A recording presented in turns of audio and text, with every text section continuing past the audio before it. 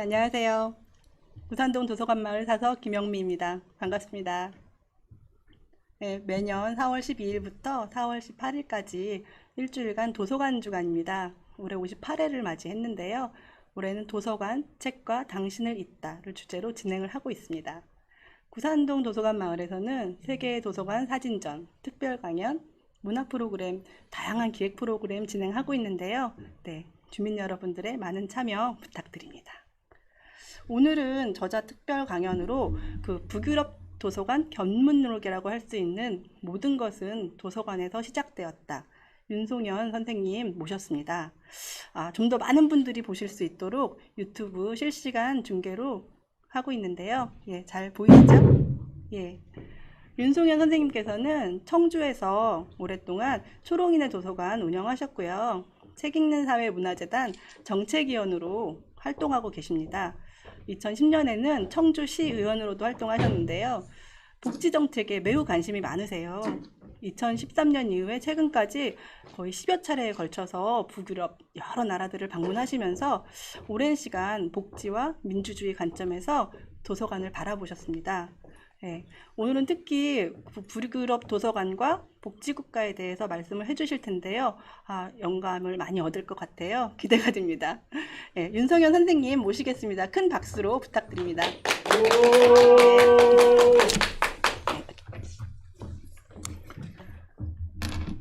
네, 안녕하십니까. 반갑습니다.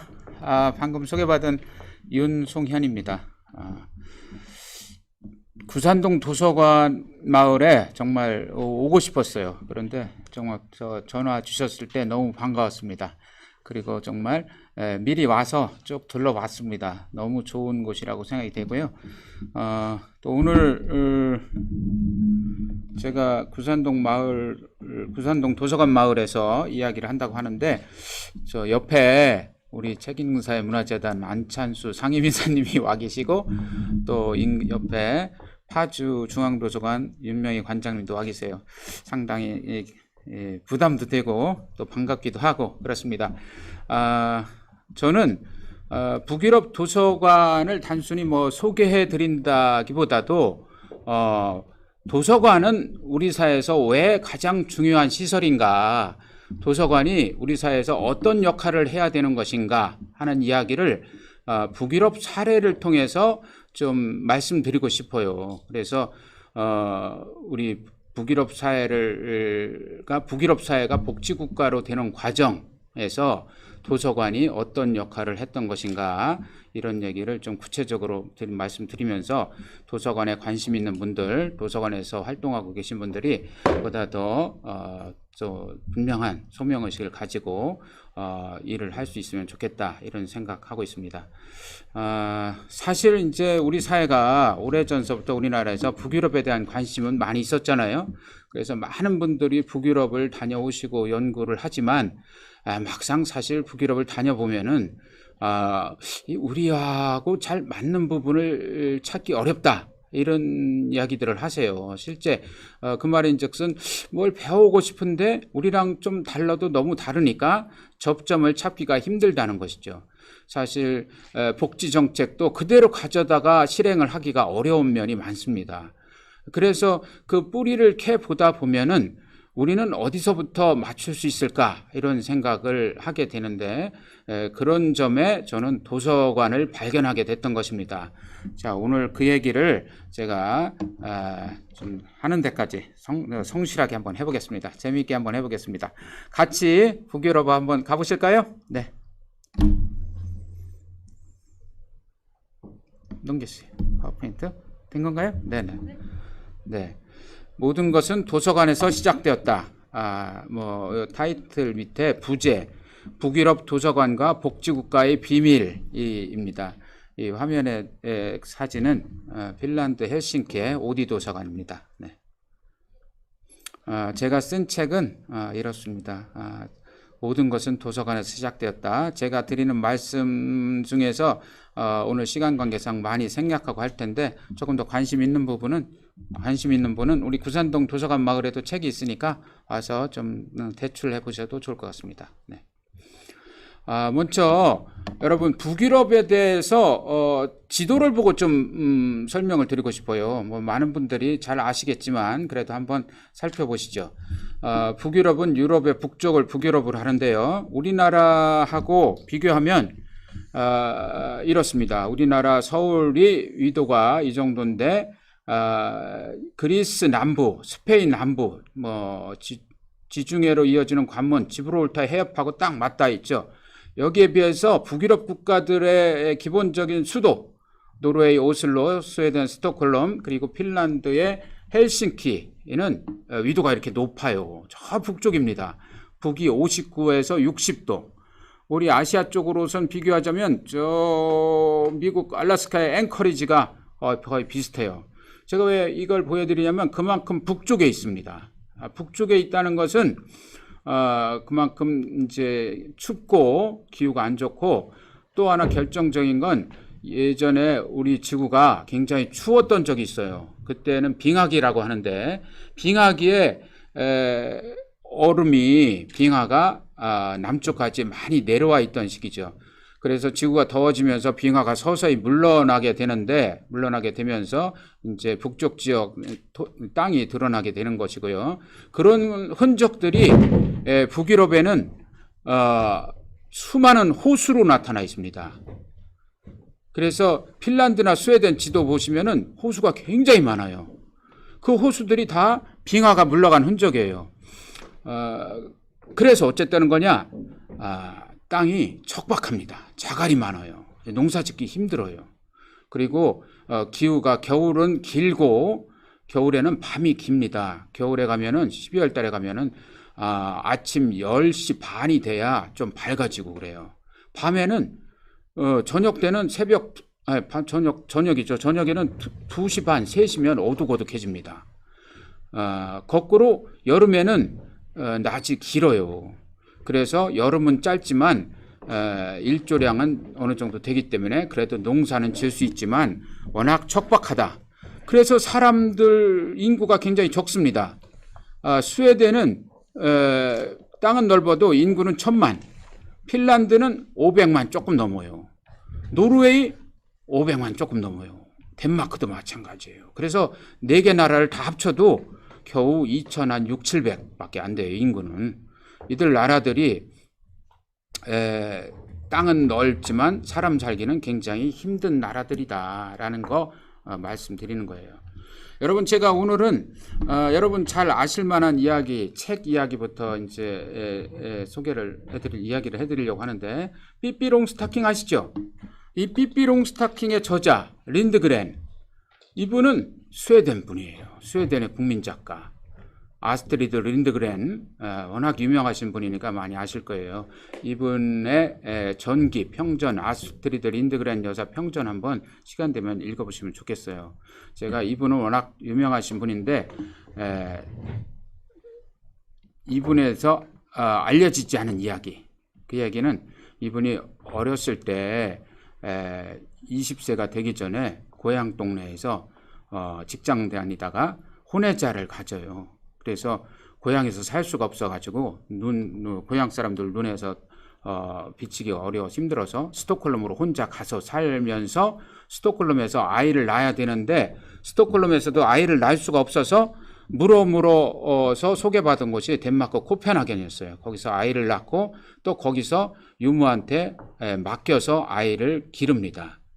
제가 뭐 린드그렌 여사의 그런 사생활을 들춰내려고 하는 게 아니고요.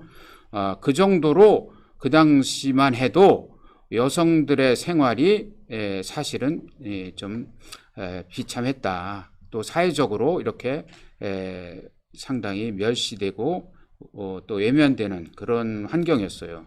그러니까 지금은 스웨덴이 세계적으로 가장 잘된 양성평등 국가, 성평등 국가이지만 불과 100년 전 1920년도만 해도 이렇게 제도가 부실했고 복지에 대한 마인드가 상당히 낮았다라는 말씀을 좀 소개해 드리려고 하는 겁니다.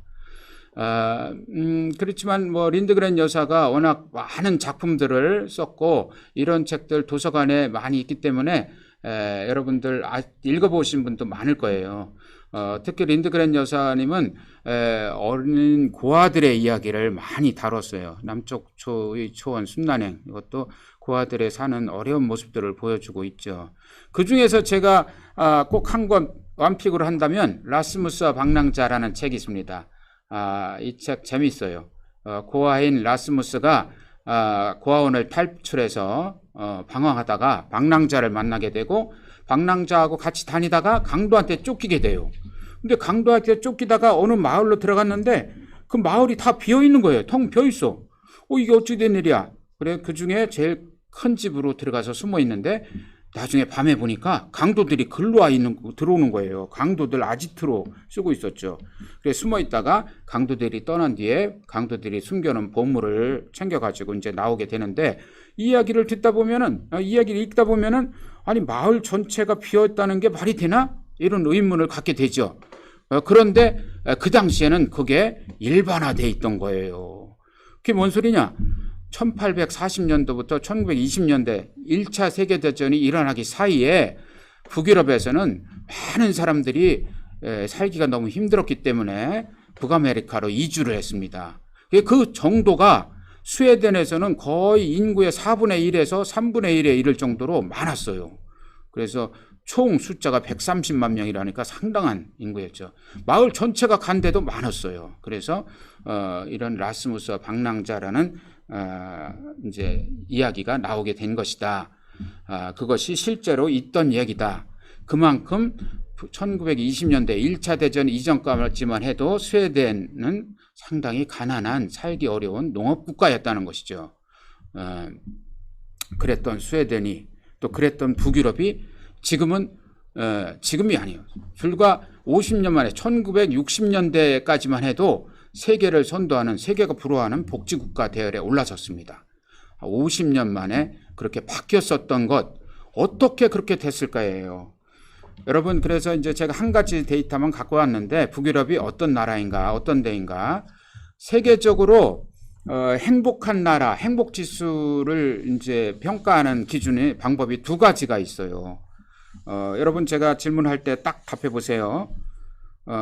오늘 저녁 때, 오늘 오후에 나는 행복하고 즐거웠다 하시는 분 손 들어 보세요. 네. 네. 그럼 손 들고 계셔 보세요. 그 다음에 따져봅시다. 그래. 집 걱정은 없어요? 네. 집은 장만하셨어요? 아니면 연금은 준비하셨어요? 병원 걱정은 안 하십니까? 자녀들 교육은 괜찮아요? 이렇게 하나하나 따져보면은, 가만히 있어봐. 좀 문제가 있네? 그렇죠. 현실적으로, 그냥 감정적으로 그냥 행복하다가 아니라, 구체적으로 여러 가지 생활의 조건을 따져서 사회적 안전망이 잘 갖춰져 있고 생활이 그렇게 정말 안정되게 살아갈 수 있는 환경이 되느냐, 이런 것을 평가하는 거예요. 앞에서 얘기한 감정적인 것은 갤럽이 세계 각 지부를 통해서 조사를 합니다. 그랬을 때 1등 나오는 국가 어딜까요? 이건 많이 알려져 있어요. 부탄. 그리고 그 다음에 뭐 중남미 국가들이 나옵니다.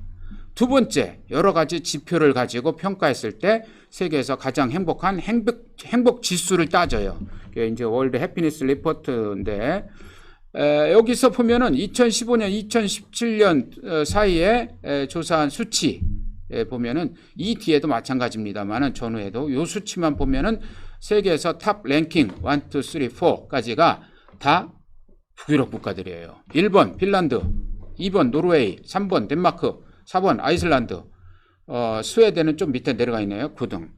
하여튼 북유럽 국가들이 이렇게 각종 세계적인 지표에서 늘 1, 2, 탑 5에 들어가 있다. 어떻게 스웨덴은 또 북유럽은 복지국가가 되었나? 가난한 농업국가였던 스웨덴, 또 유럽의 변방이었던 북유럽 국가들은 어떻게 그렇게 짧은 시기에 복지국가가 되었나? 사실 저는 이게 관심이었어요. 어떻게 이렇게 됐나? 그래서 제가 처음에 인사이트를 얻은 것은 이제 최현혁 교수님의 우리가 만나야 할 미래라는 책이었는데요. 이 책을 읽고 제가 우리 청주 시의원들과 함께 북유럽 연수를 가서 최현혁 교수님한테 강의도 듣고 안내도 받아서 북유럽을 돌아다녀 봤어요. 그리고 복지시설도 다녀봤고요. 어린이집도 가보고, 그리고 나서, 연수 끝나고 돌아올 때 공항에서 저는 이제 우리 동료들 비행기로 태워드리고 저는 안 탔어요. 우리 동료들이 깜짝 놀라서, 왜 안 타는 거야? 저는 조금 더 있다 갈래요. 그래서 제가 혼자 다시 스웨덴으로 돌아가서 20일 동안 혼자 돌아다니면서 이 우리가 만나야 할 미래라는 책에 소개된 곳들을 다 찾아다녀 봤어요. 그러면서 좀 더 알고 싶었죠. 너무 궁금했어요. 그런데 다니면서 보니까 책 어디에도 도서관 얘기는 없었는데 거길 가는 곳곳마다 길목에 뭐 도서관 같은 데가 있는 거예요. 그래 들어가 봤더니 내가 경험하지 못한 그런 공간들, 도서관이 이런 데가 있네. 정말 도서관을 잘 해놨구나. 이런 생각을 하게 됐습니다. 그래서 계속 다녀봤어요. 그러니까 가는 데마다 있더라고요. 여기는 마을의 커뮤니티 중심에 여기 있는데 지하철역 바로 2층에 도서관이 있는 거예요. 그리고 이 도서관에 대한 생각이 다르구나, 이 사람들은. 요것 한 것도 소개해 줄게요. 요것은 이제 북유럽이 복지국가가 되는데 가장 중요했던 것은 사실 산업 평화입니다. 노동 환경을 잘 정비한 것이 모든 이제 복지 제도의 출발이 되는데요. 여기서도 특히 노동 환경 개선에서도 노조를 대표하는 노총과 경영자들을 대표하는 경총 대표들이 모여서 서로 손을 딱 잡고 앞으로 서로를 인정하고 서로를 존중한다. 모든 문제가 생겼을 때는 정부의 간섭 없이 우리가 서로 만나서 해결한다. 이런 합의를 해요. 대단하죠? 노조를 만드는 걸 절대 방해하지 않습니다. 인정해주고 대화의 파트너로 삼는 거야. 그리고 노조에서는 경영자들의 회사 경영 방침, 생산성 증대에 적극적으로 협조합니다. 문제가 있을 때는 서로 노총에서도 경총에서 서로 나서 중재하고 해결합니다. 이것이 언제 됐냐? 1938년도에 그렇게 했어요. 그래서 일찍부터 스웨덴에서는 산업 평화가 자리 잡았고 노동 환경을 개선하는데 상당히 탄력을 받았습니다. 그래서 그 이후에 노동 개혁을 잘했어요. 그 출발점이 된 이 살투셰바덴 협약이 이루어진 곳을 가봤어요. 말하자면 스톡홀름 교외에 있는 호텔이었는데 여기에 어떤 커다란 기념물 같은 건 없었어요. 그래서 둘러보고 돌아오는 길에 그 인근에 북유럽에서 가장 큰 쇼핑몰이 있다고 그래서 들어가 봤더니 그 입구에 들어가자마자 다른 매장처럼 이렇게 도서관이 딱 있는 거야. 이게 뭐지? 이게 무슨 H&M 무슨 아주 대형 매장 같은데 이 도서관인 거예요. 어떻게 이렇게 큰 쇼핑몰에 도서관을, 그리고 또 제일 입구에 놓을 생각을 했을까? 이런 거 참 궁금했죠. 그래서 저는 사실 그 뒤로 북유럽에 빠져서 지냈습니다. 2013년도부터 저는 사실 제 영혼은 거의 북유럽에 머물러 있었다고 할 정도였어요. 그래도 이제 혼자 북유럽을 다닐 수는 없기 때문에 주머니 사정상도 그렇죠. 그래서 이제 우리 지역에 돌아와서 많은 사람들과 같이 북유럽을 같이 다녔어요. 제가 이제 안내를 하고 도서관 관계자들, 또 정치인들, 시민단체 사람들, 사회복지 관계자들 이렇게 안내를 하면서 사회복지 현장도 가보고 학교도 가보고 또 의회도 가보고 노조도 가보고 그렇게 다녔습니다. 그런데 다니면서 늘 지나다니면서 도서관을 일부러 안내를 해드렸어요. 사실 도서관도 제가 혼자 갔으면은 그렇게 설명을 안 해줬겠지만 같이 다 미리 이제 약속을 하고 도서관을 방문하기 때문에 미리 도서관에 대해서 충분히 물어볼 수 있었고 설명도 들을 수 있었죠. 그런 과정에서 북유럽이 과연 어떻게 해서 복지국가가 된 것인가, 그거에 대한 답을 어렴풋하게 저는 찾은 거예요. 많은 분들은 그에 대한 답으로 노조가 잘 돼 있어서 그렇다. 노총이 강해서 그렇다. 또는 3인당이 오래도록 정권을 잡아서 그렇다. 이렇게 여러 가지 얘기를 합니다. 또 보편적 복지를 해서 그렇다. 또 정치인에 대한 신뢰가 높고 정치인들이 일을 잘해서 그렇다. 그렇게 여러 가지 의견들을 내고 그에 관해서 많은 이제 책들이 나와 있어요. 그런데 저는 의문이 그런 것은 어떻게 가능했는가? 우리는 어떻게 하면 그렇게 될 수 있는가라는 부분에서 노조가 잘 돼서 그렇다 하는데 우리가 따라가기 힘들어요. 정치인이 일을 잘하고 정치인이 청렴해서 그렇다도 이거 참 어디서부터 해야 될지 모르겠어요.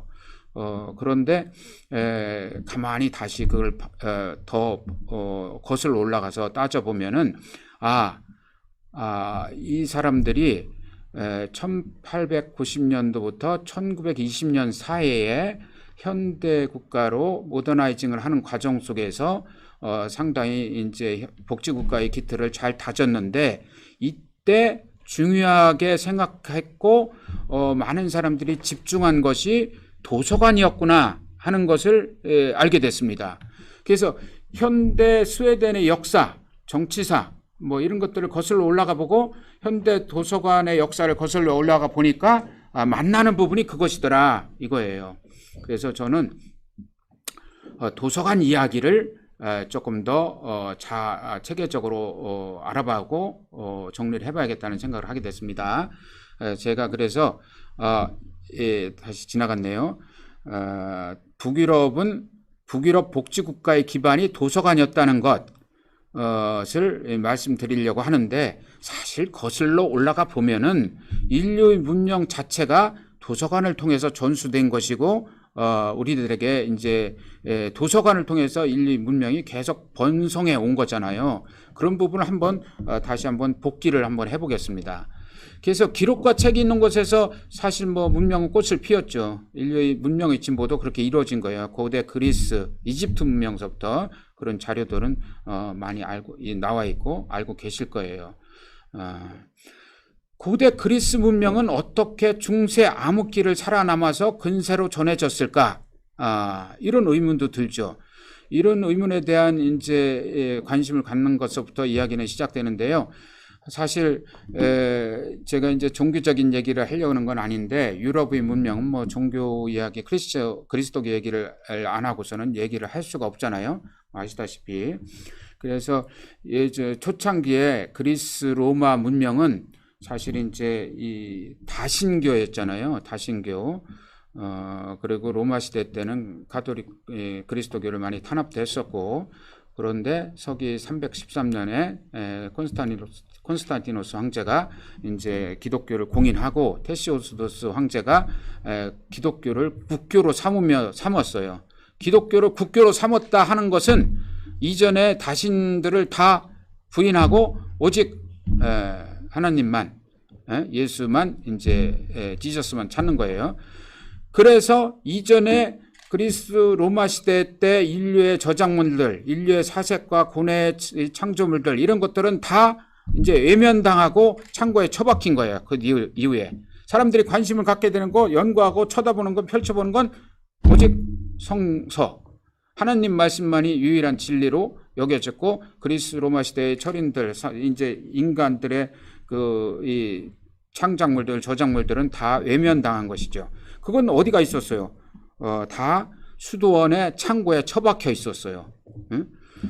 거의 3세기 중반부터 13세기까지 1000년간 창고에 수도원 지하 창고에 처박혀 있던 그런 이제 옛 고전들을 찾아낸 사람들은 13세기 중반 이탈리아의 인문학자들이었죠. 이 사람들이 이런 책들을 찾아서 발견하고 꺼냈을 때 이런 표현을 했어요. 야만적인 간수들이 고귀한 제수들을 가둬놓고 있었다. 거꾸로 정말 그리스 로마 시대 때의 그런 성인들의 저작물, 이런 고귀한 제수들이 야만적인 간수들에게 붙잡혀 있었다고 그랬죠. 이런 책들을 세상에 꺼내놓으면서 인간에 대한 관심, 인문에 대한 관심이 다시 세상으로 나온 거죠. 그것을 우리는 르네상스라고 하는 겁니다. 그래서 책의 부활이라고도 할 수 있겠죠.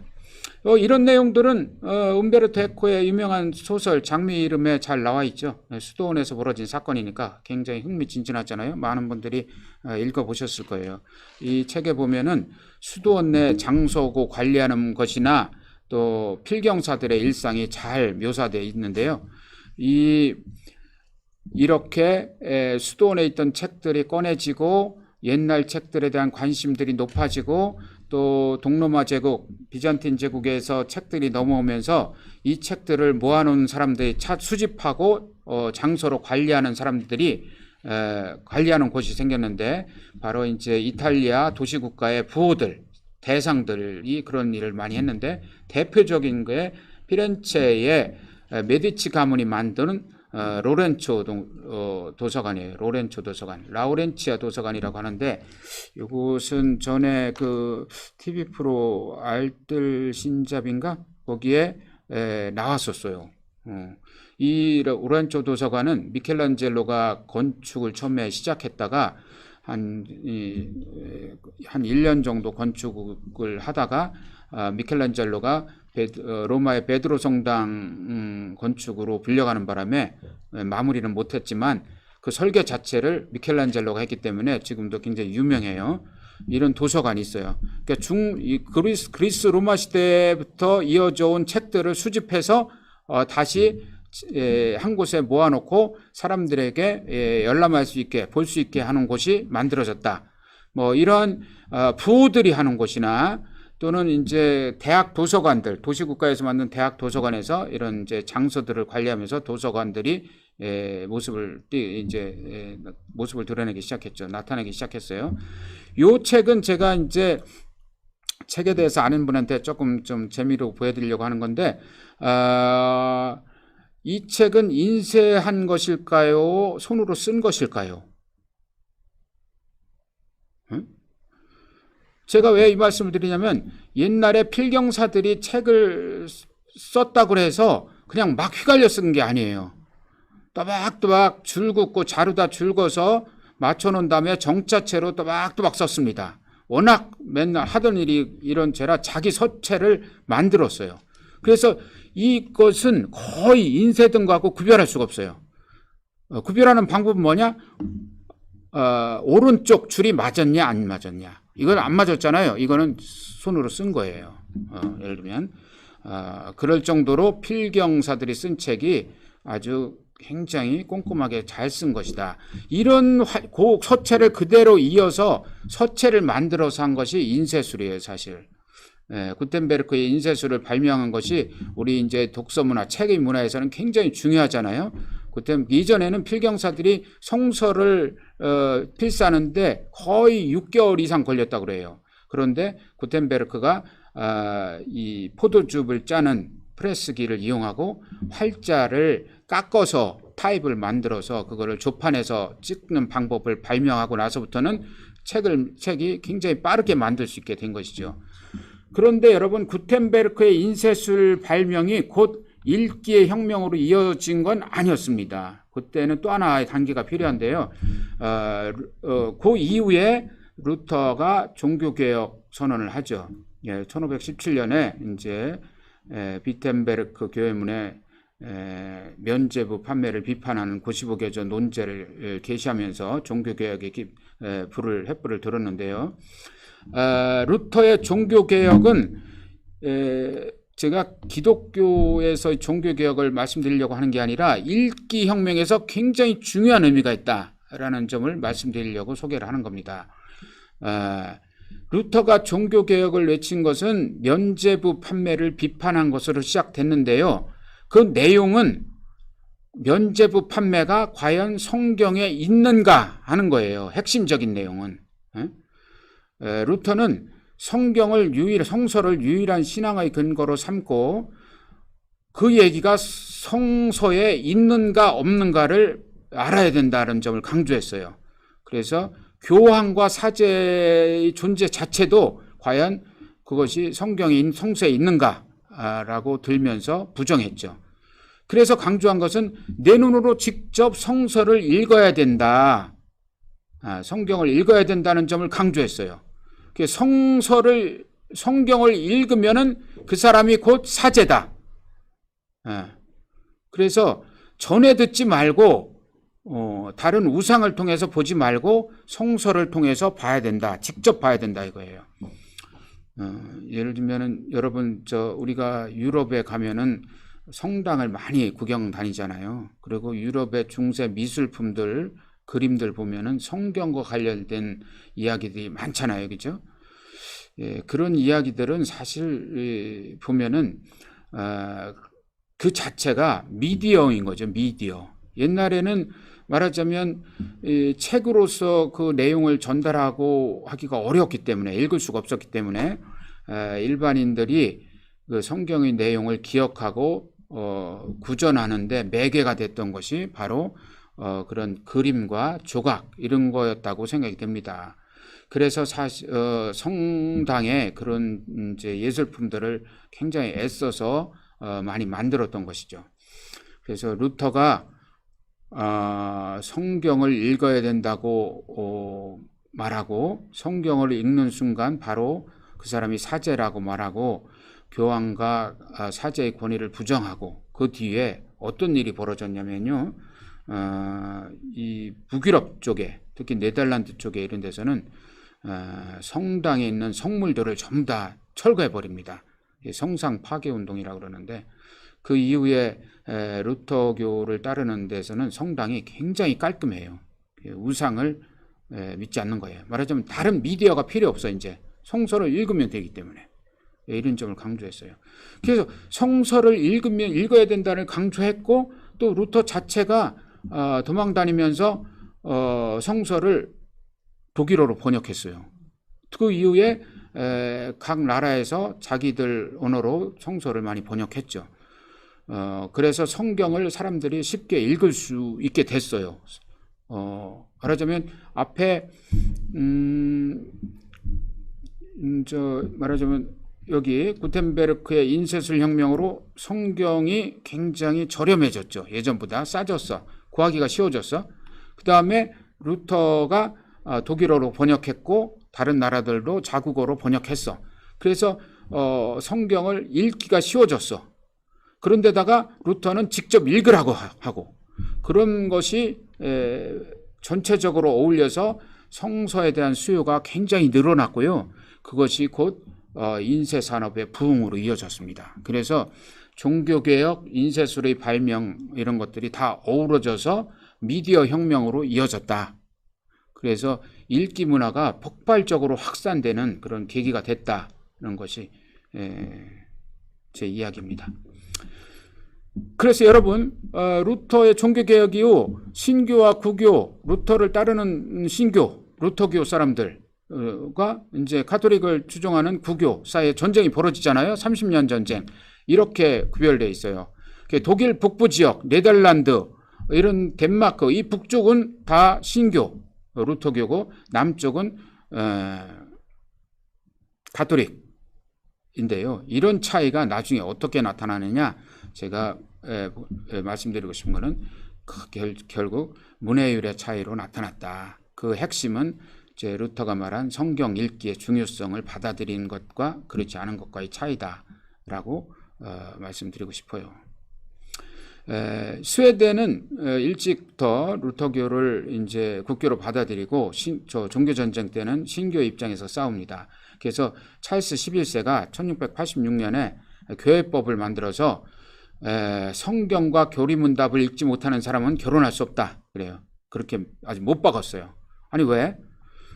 성경과 교리문답을 모르면은 가정을 건강하게 꾸릴 수 없다. 그래서 읽어야 된다. 그리고 시험을 봤습니다. 교구별로. 이때 되면요, 종교개혁 이후에 루터교를 따르는 국가들에서는 이제 교회 목사는 이제 교황이 임명하는 게 아니에요. 지역에서 모셔오고 또 왕이 이제 임명하는 거예요.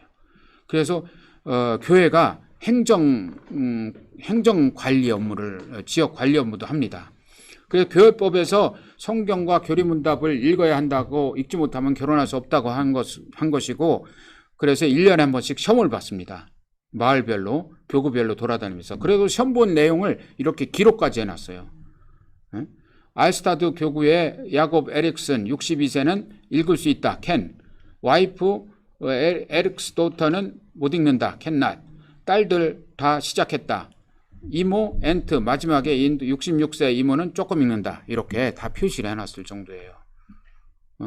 그런데 읽는 것을 이렇게 의무화시키고 읽어야 한다고 했지만 이때까지 학교는 없었어요. 일반인들이 다닐 수 있는 학교는. 그럼 누가 이걸 어디서 가르치느냐?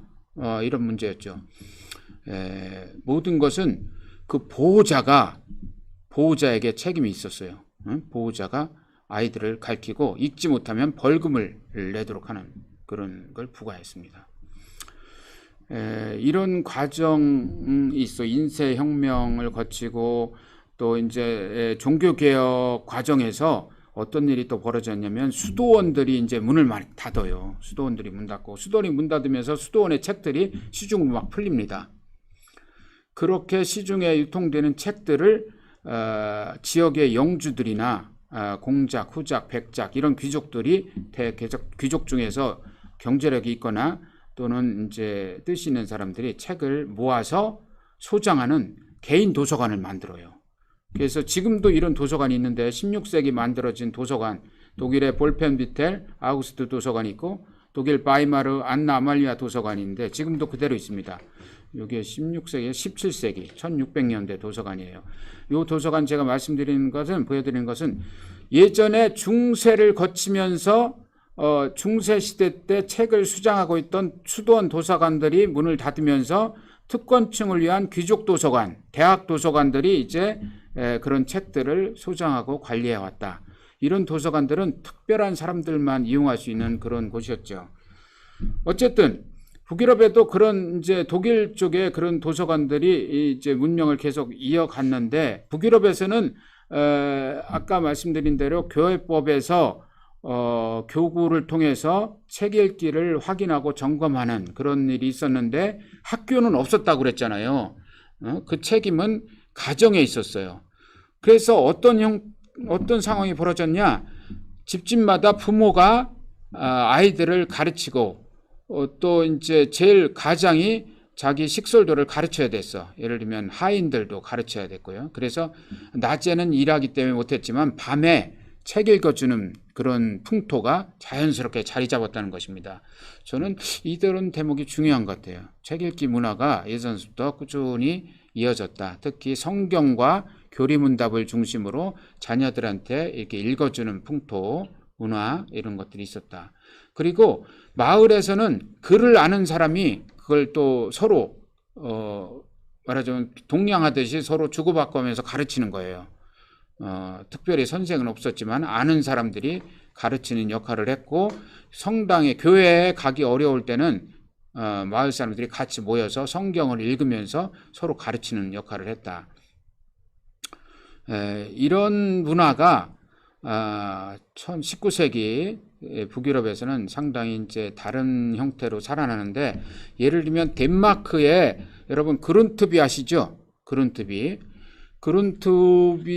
1860년대 이제 덴마크가 독일과의 전쟁에서 패하고 남쪽의 비옥한 지역들을 다 뺏기고 났을 때 이제 밖에서 잃은 것을 안에서 되찾자. 그래서 국토 개간 운동을 할 때 그 지도자 역할을 했던 분 중에 한 분이죠.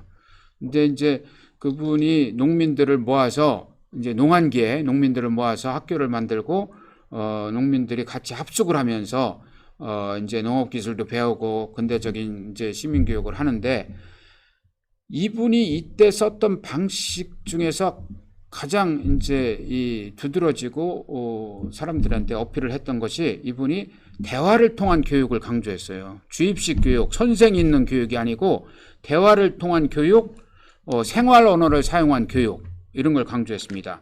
생활 언어를 사용했다는 것은 말하자면 예전에는 그때까지만 해도 학교에서는 라틴어 가르치고 문자 쓰고 막 이렇게 하면서 가르치는 거였어요. 잘 못 알아듣는 지식이 있어야 들어올 수 있는 그런 교육을 했다는 거예요. 그렇지만 농민들이 그런 것을 이해하기는 어렵기 때문에 이분은 강조한 것이 일상적으로 쓰는 용어를 통해서 대화를 통해서 교육을 하는 것이 중요하다는 점을 강조했던 것이죠. 이런 것들 이렇게 해서 만들어진 학교가 폴케호이스콜레예요. 이 폴케호이스콜레가 상당히 이제 빠르게 확산돼서 덴마크뿐 아니라 핀란드, 스웨덴에도 많이 퍼집니다. 이게 1970년대 우리나라에도 가나안 농군학교가 이런 정신을 받은 거예요. 농민학교. 합숙하는 거죠. 농한기 때. 스웨덴에서는 19세기 중엽서부터 선생 없는 독서방, 책 읽기 이런 것들이 좀 자리 잡았고요. 제가 생각할 때 북유럽 문화에서 특징적으로 나타나는 것들은 거슬러 올라가 보면 루터의 성경 읽기를 강조한 것에서부터 뿌리가 있지 않은가 이렇게 해서 이런 말씀 드려봅니다.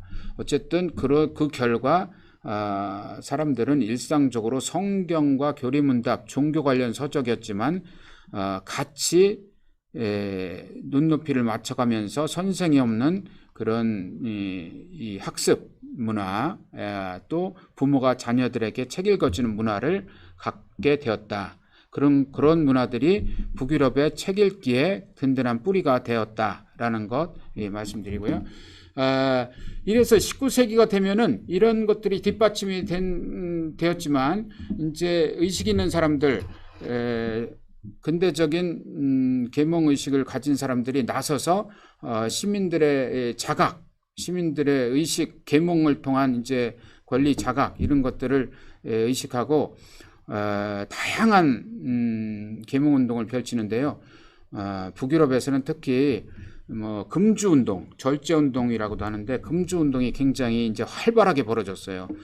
이것은 당시 북유럽이 전체적으로 그런데 독주, 알코올, 독한 술이 굉장히 이제 많이 퍼졌어요. 그래서 생활이 너무 힘들고 노동이 힘들었기 때문에 또 추운 겨울엔 춥고 그래서 술 먹고 쓰러져 있는 사람들이 많고 알코올에 빠지고 이런 것이 큰 사회적인 문제가 됐기 때문에 이것을 좀 이겨내려고 하는 사람들은 책을 통해서 이성을 회복해야 이런 이제 알코올릭을 극복할 수 있다라고 생각하게 된 거예요. 이런 사람들, 또 노동운동을 하는 사람들, 당시 스웨덴 같은 경우는 이제 1870, 80년대 늦게야 이제 산업혁명이 들어왔거든요. 근데 노동 환경이 굉장히 열악했죠. 아동 노동도 장시간 노동 그렇게 대표되는데 열악했죠. 주거 환경도 열악했고요. 그런 가운데 도시로 몰려든 노동자들의 이제 자각, 시민의식의 함양 이런 걸 위해서 책 읽기 모임이 소규모로 굉장히 활성화되어 있었다. 이렇게 사람들이 책 읽기를 하면서 책 읽기를 모여서 같이 책 읽는 방, 그것이 독서방이 된 거예요. 독서방, 또 그것을 도서관, 노동자 도서관이라고 말했는데 그 수준이란 것이 사실은 뭐 그냥 예를 들면 방 하나에 책을 쌓둔 것인데 잠자는 방에 책을 쌓둔 것인데 책이 100권, 150권 정도밖에 안 되는 거예요. 그 당시 책이 많지는 않았어요. 또는 이제 사무실의 한쪽에 서가를 두고 그걸 같이 관리하거나 이런 정도. 그런 곳이 굉장히 많았다는 것이지 큰 도서관을 한 게 아니에요. 여러분 그것이 바로 People's Library예요. 민간이 자발적으로 책 읽기 운동을 하고 책을 통해서 서로 협력하고 서로 이제 이 협동심을 기르고 책 읽으면서 서로 의식을 기르는 거죠. 이러한 민중도서관 운동이 굉장히 활발하게 이루어지는 가운데 여기에 지원을 좀 해줬으면 좋겠다. 의회에서 예산 지원을 해서 책을 좀 사달라는 청원은 일찍부터 계속됐지만 당시에 귀족이나 성직자들이 장악하고 있던 의회에서는 이런 청원들을 계속 기각합니다. 아니 그것은 너희들이 좋아서 책을 읽는데 그것을 왜 세금으로 사달라는 거지? 그건 민간의 영역 일이야. 너네들이 잘 모르는구나. 안 돼. 그래서 계속 거부합니다. 그래서 이 북유럽에서는 1900년대가 넘어서까지 이러한 도서관, 민간 도서관에서 지원해달라는 요구를 외면합니다. 중요한 계기가 됐던 것은 사실 보통선거 투쟁이에요. 사실 근대사회 우리 민주주의가 발전하는 과정 속에서 제일 그 큰 이 말하자면 분수령 같은 것 중에 하나가 보통선거 투쟁이라고 생각을 하는데요. 모든 사람이 모든 성인이 1인 1표의 선거권을 갖게 한다. 이런 것이죠. 아니 그러면 그전에는 어쨌됐길래? 그전에는 세금 많이 내는 순서대로 투표권을 줬어요. 귀족 굉장히 세금을 많이 내시는군요. 재산이 많고 500표. 부르주아 기업체 사장이시네. 노동자 고용원도 많고 세금 많이 내시네. 100표. 이렇게요. 당신은 세금을 안 내지? 빵 없어. 여성들은 투표권 없어요. 말하자면 이렇게 차등 선거였어요.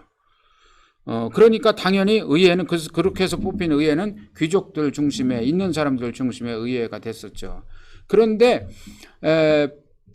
이런 이제 차등 선거에 대해서 보통 선거 운동을 주장하는 게 대세가 된 거예요. 이런 사람들은 물론 계몽주의적인 사상을 바탕을 했지만 당시에 큰 메인 슬로건을 보면은 one man, one gun, one vote 이런 거였어요. 그 내용은 뭐냐면 한 사람이 총을 한 자로 들고 군인으로 나선 북방을 의무를 하기 위해서 나서면은 투표 하나를 줘야 된다. 이런 논리였죠.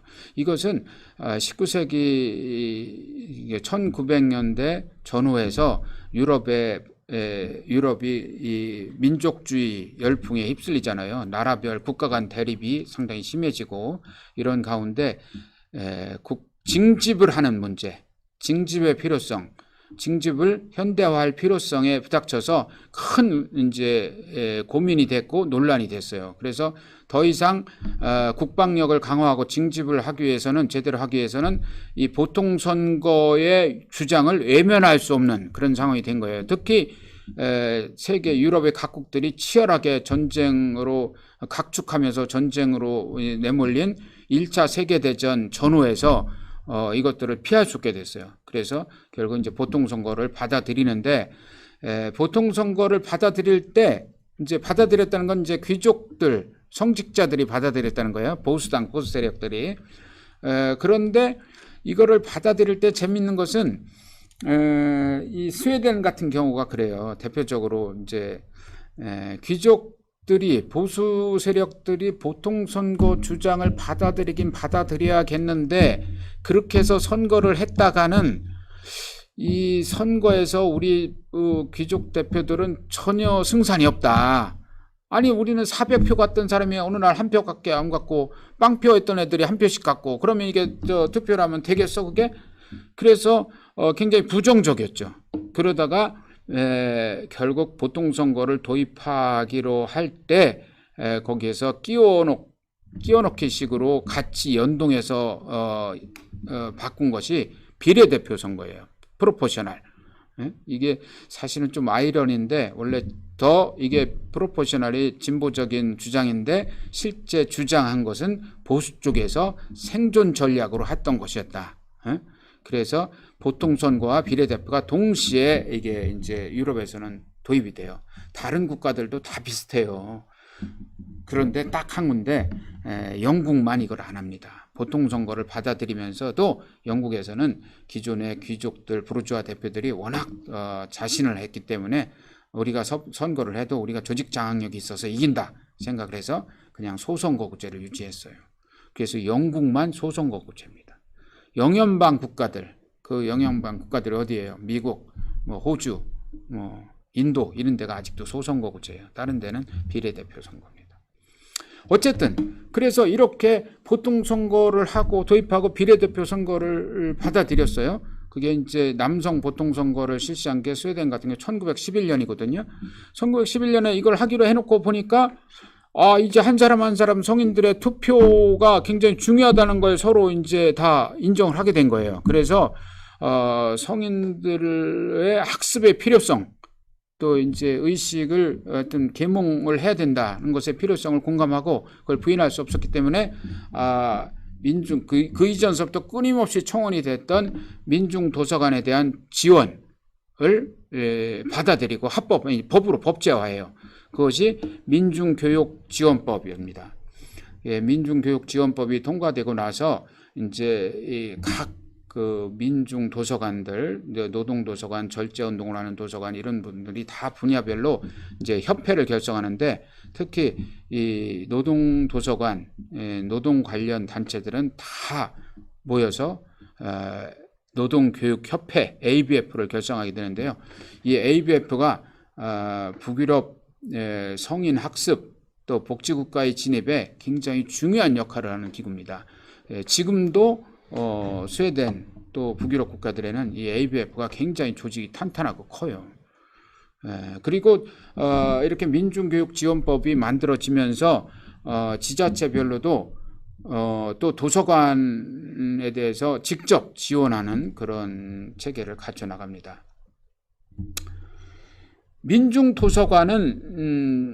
민중도서관에 대한 지원을 하기로 하면서 동시에 북유럽에는 이제 미국의 앞선 공공도서관 시스템이 이렇게 소개가 돼요.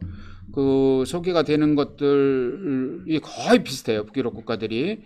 그런데 이 내용은 무엇이냐면 성인 학습의 필요성을 인정하고 민중도서관을 지원하는데 좀 더 나가서 도서관은 세금으로 운영해야 된다. 공비로 세금으로 운영하고 그렇기 때문에 모두에게 공개돼야 된다. 또 모두에게 공개하는 만큼 무료로 이용하게 해야 된다. 이런 이제 공공도서관의 기본 이념들을 다 받아들이면서 지자체가 나서서 앞장서서 도서관을 짓거나 기존 도서관들을 이제 편입해 나갑니다. 그래서 빠르게 민중도서관이 공공도서관 체계로 바뀌어요. 그래서 이미 1930, 40년대 되면 대부분 다 공공도서관으로 재편이 됩니다. 그래서 어떻게 됐냐? 지금은 사실 북유럽에는 이 민중도서관은 없어요. 피플스 라이브러리 이런 건 없어요. 그거는 그런 정신으로 시작됐지만 지금은 다 사립은 없고 공비로 다 운영하는 도서관만이 있습니다. 이런 과정에서 결국 이제 민중도서관에서 공공도서관으로 갔다는 것은 아니죠. 그 이전에 이제 특권층을 위한 도서관에서 귀족들 도서관에서 민중도서관을 거쳐 공공도서관으로까지 발전하는데 이런 것들이 바로 모두를 위한 도서관으로 이렇게 발전해 나갔다는 것들을 의미하는 것이죠. 이제 도서관은 특수한 집단들만 이용하는 것이 아니라 모든 국민들이 차별 없이 할 수 있는 그런 시설로 자리 잡았다. 그런 시설의 가장 대표적인 게 스톡홀름 중앙도서관이에요. 이게 1928년도에 준공했거든요. 북유럽 스톡홀름에 가면은 꼭 들려봐야 될 시설. 이 책에 이 건물이 의미하는 바는 굉장히 다양하고 많은데 오늘은 생략하겠습니다. 내부가 이래요. 로튼다울. 요 중에서 제가 요 사진 중에서 하나 재미나게 말씀드리고 싶은 거는 가운데 보면은 316번이라는 숫자가 보여요. 마우스가 되는구나. 316. 이게 뭘까요? 네. 은행에 가면은 이렇게 번호표 뽑는 거 있잖아요. 그거예요. 아니, 도서관에 웬 번호표? 재밌죠? 도서관의 이용자들은 사서들한테 물어봐야 되잖아요. 내가 요새 책을 읽다 보니까 좀 또 다른 책을 읽고 싶은데 뭐 나한테 추천해 주고 싶은 거 없어? 말하자면 나 북유럽 복지국가에 대해서 조금 더 관심과 깊이 있게 공부해 보고 싶다. 추천해 줄 만한 책이 있냐? 이런 거 물어보고 상담하는 거예요. 그러면은 사서가 친절하게 이야기를 해주는 거죠. 편하게. 그런 걸 레퍼런스라고 하잖아요. 그렇죠? 그런 레퍼런스 활동을 굉장히 많이 이루어지는 거예요. 그래서 예전에는 이 지금 번호표가 여러 개 있었어요. 근데 점점 줄어드는 거예요. 레퍼런스가 줄어들면서 도서관이 이 사서들과 이용자들이 늘 대화를 하는 그런 활동들이 이루어졌다. 이게 스톡홀름 시립도서관에 아직 남아 있습니다. 제가 말씀드리고 싶은 것, 결국 스웨덴에서 근대화되는 과정에서 도서관이 어떻게 만들어졌는가, 어떻게 발전했는가라는 과정을 보면은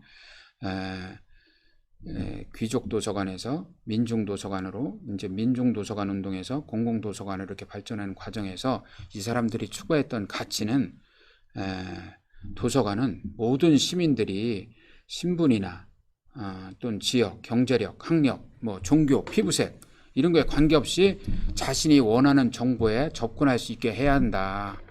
이런 원칙을 굉장히 분명하게 관철해 나갔다. 구현하고 이것을 법으로 정해서 위에서 관리 감독해서 그렇게 됐다기보다 민간에서 이미 이러한 이념들을, 이러한 생각들을 구현하려고 노력했고 광범위하게 진행되었고 이것을 다만 이제 지원하는 과정 속에서 제도화했을 뿐인 거예요. 그러니까 말하자면 정리해 보면은 아래로부터 위로다 이렇게 정리가 된 거예요. 도서관은 모든 시민들이, 모든 국민들이 똑같이 평등하게 이용할 수 있는 시설이어야 된다라는 개념을요. 그래서 그런 내용들, 이런 생각들이 접근성을 굉장히 중시해. 도서관은 접근성이 좋아야 돼, 당연히. 모든 사람들이. 위치도 좋아야 되고, 그 시설 자체도 유니버설 디자인을 채택해서 장애가 없어야 돼. 무장애 시설을 해야 되는 건 당연하죠. 유모차를 끌고도 들어가고, 휠체어를 타고도 누구든지 들어갈 수 있어야 돼요.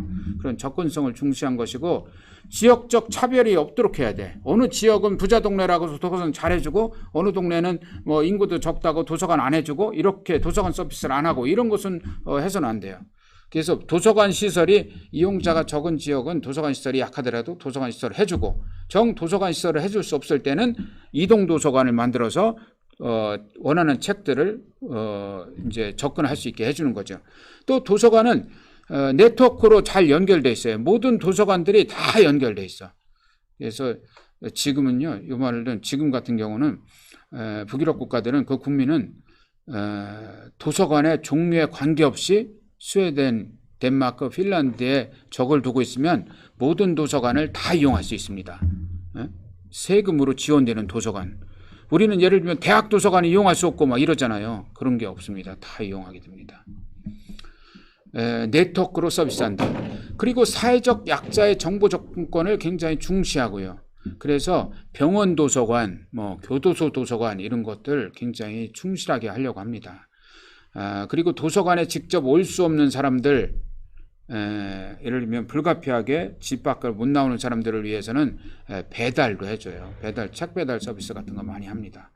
전체적으로 말하자면 이 국가적으로도 그렇고 지방자치단체도 그렇고 도서관에서 정보 접근의 차별을 없애게 하는 걸 굉장히 중요하게 여긴다. 이것이 도서관이 민주주의의 기지가 되는 첫 번째 근거예요. 차별 없이 되도록 해야 된다 이거예요. 어느 동네는 부자 동네는 잘해주고 잘 갖춰놓고 어느 데는 저 시골에는 잘 안 해주고 우리는 지금 사실 뭐 그런 거 굉장히 많지요. 제가 우리나라 얘기는 안 하겠습니다. 그런데 여러분 제가 북유럽이 책 읽는 나라, 독서의 나라, 또 도서관이 발달하는 나라로 가는 과정에서 아까 말씀드린 루터교도 영향을 미쳤고 민중도서관 운동도 굉장히 영향을 미쳤는데 결정적으로 크게 영향을 미친 것은 교육개혁이었어요. 이 부분이 굉장히 중요합니다. 그래서 교육개혁을 잘 했기 때문에 독서 책 읽는 문화가 계속 이제 성장할 수 있었다라고 말씀드리는 건데 그러면 옛날에는 어땠나? 북유럽은 교육이 옛날에 어땠는데 1950년대, 1940년대, 50년대, 60년대만 해도요. 북유럽 국가에서는 주입식 교육 이런 거 있었어요. 그리고 지식 위주의 교육. 또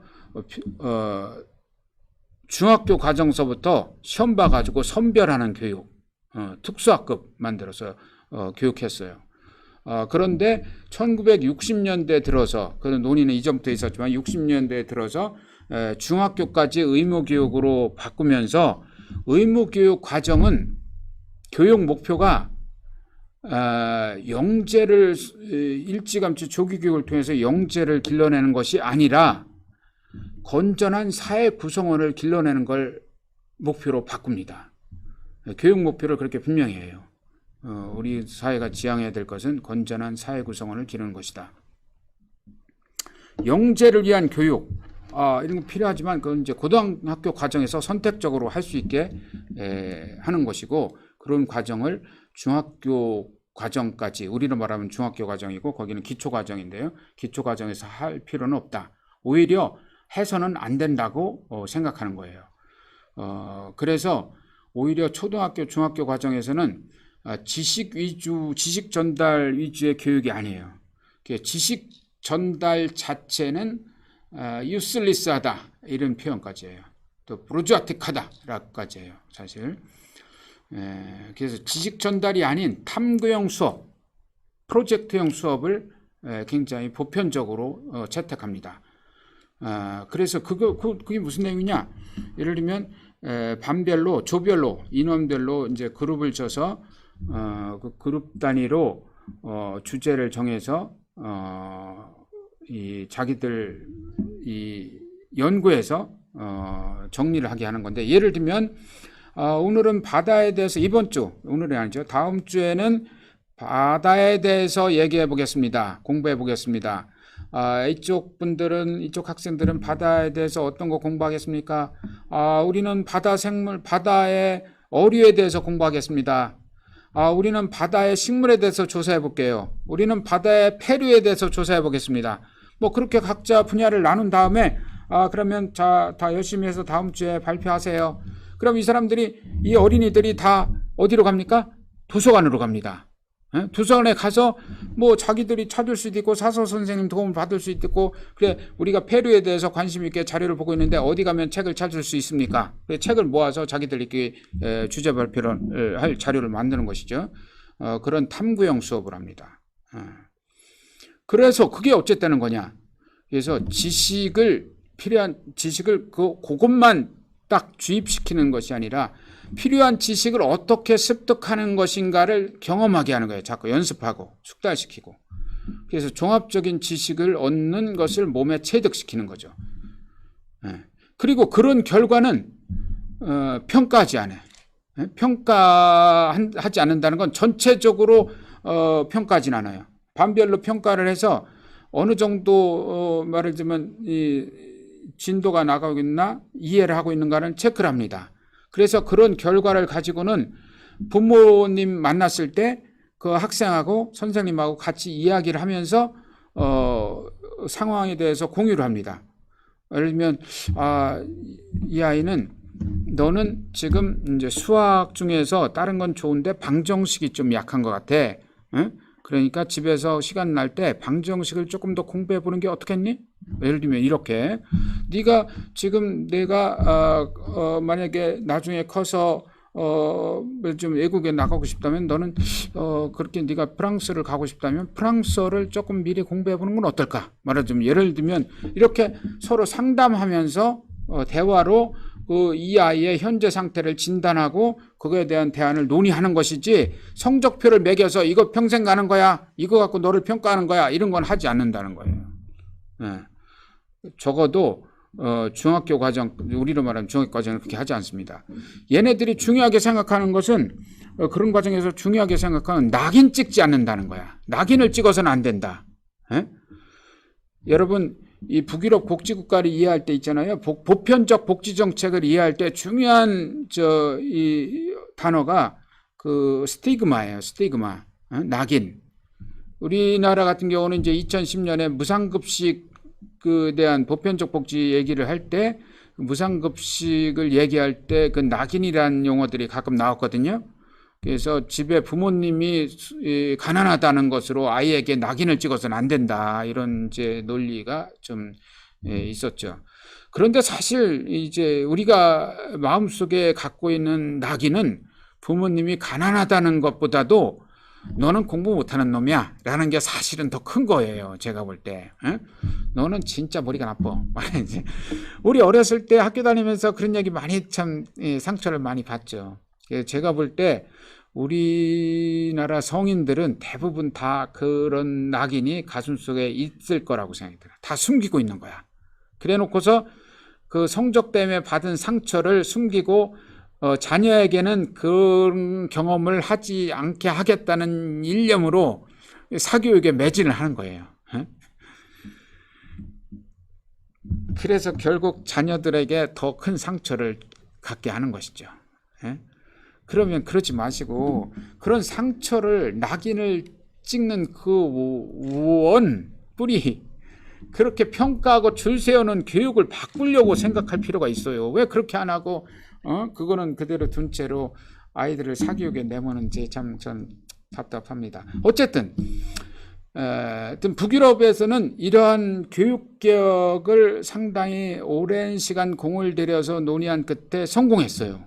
그래서 기록과 등위도 매기지 않고 성적표도 안 매기고 지식 전달이 아닌 탐구형 수업을 하고 느린 학습자들한테는 배려를 많이 하는 거예요. 그래서 중학교까지 과정은 건전한 사회 구성원, 건강한 사회 구성원을 협동심 있는 사회 구성원을 만드는 걸 기본적으로 중요한 목표로 하는 겁니다. 그렇게 하면은 성인이 되어서도 학교를 떠난 뒤에도 언제나 막히면은 도서관에 가서 책을 읽게 되는 거예요. 여러분 우리나라는 사실 이제 여러분 아시겠지만 학교를 졸업하고 나면 책을 안 보잖아요. 시험 끝나면 안 보지. 학생일 때도 좀 비교가 되는 대목이죠. 성인이 되어서도 어떻게 왜 우리는 성인이 돼서 책을 안 읽을까? 책을 안 읽을까? 그 사실 그 학교 교육 과정에서 다 그렇게 아주 그냥 책을 못 읽게 안 읽게 만들어 놓은 건데 왜 안 읽을까를 또 의문을 갖는다는 게 어이가 없는 거예요, 사실.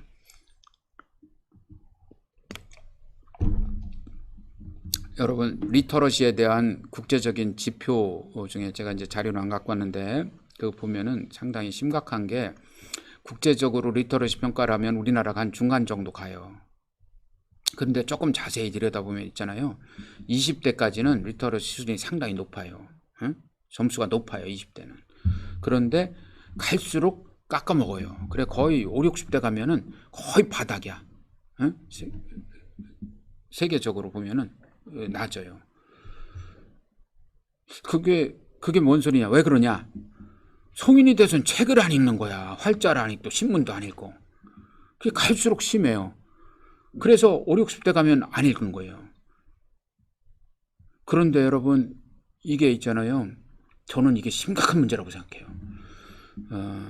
예를 들면 우리가 이제 요즘은 IT 기술의 발전 빠르잖아요. 그죠? 빠르니까 어떻게 돼? 이 기성세대들이 문화 지체가 더 심해지는 거예요. 빨라지고. 점점 몰라지겠는 거예요. 여기 변화하는 걸. 그러면 그 연령대도 빨라지는 거예요. 문화 지체, 리터러시의 문제가 점점 더 심각해진다 이거예요. 또 이제 노년층으로 갈수록. 그래서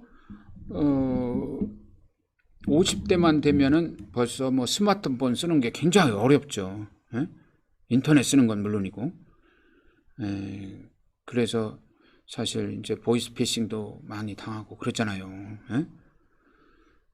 심하게 말하면 문화 지체가 심한 나이 드신 분들 리터러시가 떨어져. 뉴스를 보고 TV를 보면은 무슨 말인지 못 알아듣겠어. 토론하는 거 못 알아듣겠죠. 그냥 패스. 채널 돌리다 어디 갑니까? TV 드라마 봐. 연애 프로 보고. 연애가 재밌지 뭐. 노래하는 거 낫고. 드라마도 잘 이해하기 어려운 드라마가 많아요 요새는. 그러면 점점 자존감이 떨어지는 겁니다. 자기가 세상으로부터 자꾸 배척당하는 것 같고 격리되는 것 같고 자존감이 떨어져요. 그렇게 해서 리터러시가 떨어지는 사람들이 결국은 이제 노인이 됐을 때 자존감도 없고 자립심도 없고 결국 복지의 수혜자로 전락하는 거예요. 이런 것이 앞으로 더 빨라진다. 그것이 시간이 지나면 좋아질 걸? 좋아지는 게 아니라 오히려 빨라지고 나빠질 수 있다. 리터러시 문제예요, 여러분. 그게 뭐가 성인이 되어서도 책 읽는 습관을 유지해야 되는 것이 중요한데 그걸 안 하기 때문에 그렇습니다. 자, 사진 좀 보여드릴게요. 이것은 덴마크의 사진이고 덴마크의 학교. 요 사진 제가 아까 말씀드렸죠. 학교에서 아이들이 이렇게 과제를 가지고 와서 자기들끼리 도서관을 열심히 다니다가 이제 모였어. 제가 이 친구들이 도서관 다니는 걸 계속 유심히 봤거든요. 자료를 뽑아갖고 모여서 이제 얘기하는 거야, 이제. 그래서 이제 펼쳐놓고 서로 역할을 나누나 보지. 자, 이런 모습이 굉장히 자연스러운 것이다. 이런 말씀 드리고 싶습니다. 저는 도서관은 기본적으로는 체계적으로는 이제 정보 접근성의 평등을 통해서 이제 중시하고 그걸 중시하기 위해서 민주주의 기반이 된다라고도 말씀을 드렸는데 사실 더 중요한 것 현대 의미에서는 정말 이 도서관은 다양성을 포용하는 데서 민주주의의 기반이 된다라는 말씀을 또 드리고 싶어요. 그래서 기본적으로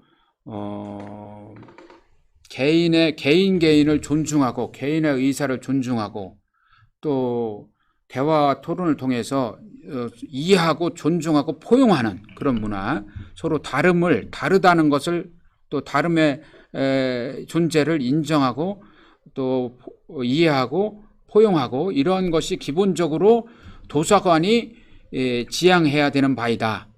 도서관의 도서관은 사실 모든 주장들을 포용해야 돼요. 예를 들면 정치적 견해가 다르다고 종교가 다르다고 그런 것들을 배척하면 안 되겠죠, 장소에서. 그런데 이 타인을 차별하고 배격하고 배제하는 이런 건 거부할 수 있어. 거꾸로. 그죠? 민주주의를 부정하고 예를 들면 나치나 레이시즘, 인종주의를 주장하고 이런 책들은 우리가 수용할 수 없다. 우리가 지향하는 바는 포용이기 때문에 다양성을 존중하고 그래서 대화와 토론을 통해서 이해하고 존중하고 포용하고 이런 것들이 도서관 활동의 핵심이 되는 것이기 때문에 도서관이야말로 민주주의의 기지인 것이고 리터러시를 통해서 도서관이 민주주의의 기반이 되는 것이다. 저는 우리 도서관에서 모든 것을 포용하고 안을 수 있는 그런 바탕이 된다는 것들을 굉장히 중요한데요. 지금 밑에 이제 사진 3개를 지금 제가 골라놨는데 왼편에 있는 사진, 장애인들이 이동에 불편함이 없도록 하는 것인데 북유럽뿐만 아니라 유럽은 대부분 그렇죠. 유럽의 나라들 대중교통 수단은 모두 다 사실 이렇게 저상버스 형태예요. 자동으로 모든 게 당연히 저상버스죠. 그래서 모든 사람들이 다 편안하게 대중교통을 이용할 수 있게 하고 요 가운데 요 사진은 제가 요 조금주 관장님 블로그에서 가져왔는데 요거는 우리 안찬수 처장님 여기 가보셨잖아요. 오디 도서관 지하에 있는 화장실, 성중립 화장실이에요. 이거는 우리가 이해하기는 좀 어렵지만 성적 다양성을 다 존중하고 성구별이 없는 하나의 공간을 화장실로 쓰는 거예요. 여긴 남자 여자 다 같이 공간을 사용하는 건데 이게 사실 우리나라는 도입하기 굉장히 어렵죠. 이제 너무 차이가 나서 그런데 이렇게 북유럽 사회에서는 도서관이 앞장서서 이런 차별을 반대하고 포용의 다양성을 포용하는 그런 활동을 한다. 도서관이 그래서 민주주의의 기지로서의 자부심을 갖고 있다. 여러분 그런데 이 민주주의가 갖춰지지 않은 사회, 민주주의가 안 돼 있는 사회, 그러니까 말하자면 이제 서로에 대한 존중과 배려가 없고 차별을 당연시하는 그런 사회에서는 복지를 꿈꿀 수는 없어요. 거꾸로 복지국가는 민주주의 바탕 위에서 자리 잡는 거예요. 예를 들면 능력 중심의 사회, 그걸 능력 중심의 차별 이런 걸 당연시하고 뒤떨어진 자, 낙오된 자에 대해서 그냥 베풀어주는, 구휼하는 그런 것들, 그런 정도는 복지국가라고 말할 수가 없어요. 낙오자를 발생시키지 않는 사회적 안전망을 갖추는 것이 사실 기본적으로 중요한, 모두가 안전하게 살아갈 수 있는, 안심하고 살아갈 수 있는 복지국가가 되는 것이죠. 그런 복지국가는 사회 구성원들 서로 간의 이해와 존중이 밑바탕이 되는 것입니다. 그래서 서로 간의 신뢰를 바탕으로 서로 협력해서 같이 어려움을 이겨내고 어려움을 피해갈 수 있게 이렇게 하는 것이 복지의 기본인데요. 그런 사회는, 그런 복지 제도는 민주주의를 바탕으로 해서만 가능한 것이다. 그런 점에서 도서관은 복지국가의 가장 기본적인 플랫폼이 되는 것이다. 무엇을 통해서 그렇습니까? 리터러시를 통해서, 도서관은 리터러시를 통해서 민주주의 기반이 되고 복지국가의 플랫폼이 되는 겁니다. 도서관에서 책을 통해서 스스로 자기 자존감을 찾고 대화를 통해서 서로를 이해하고 인정하고 그런 가운데 공공성을 강화해 나가고 경쟁이 아니라 협력을 중시하고 그런 공공성이 강한 사회가 복지국가가 되는 것이다. 그런 결과로 그렇게 해서 제가 이제 북유럽 사회를 다시 한번 이렇게 좀 몇 가지만 보여드릴게요. 이것은 북유럽의 정치. 북유럽 사람들은, 그래서 특히 이제 스웨덴 사람들은 나와 직장, 그렇죠. 가정과 직장 말고 제3, 제3에 대한 관심들이 높아요. 참여가 많아.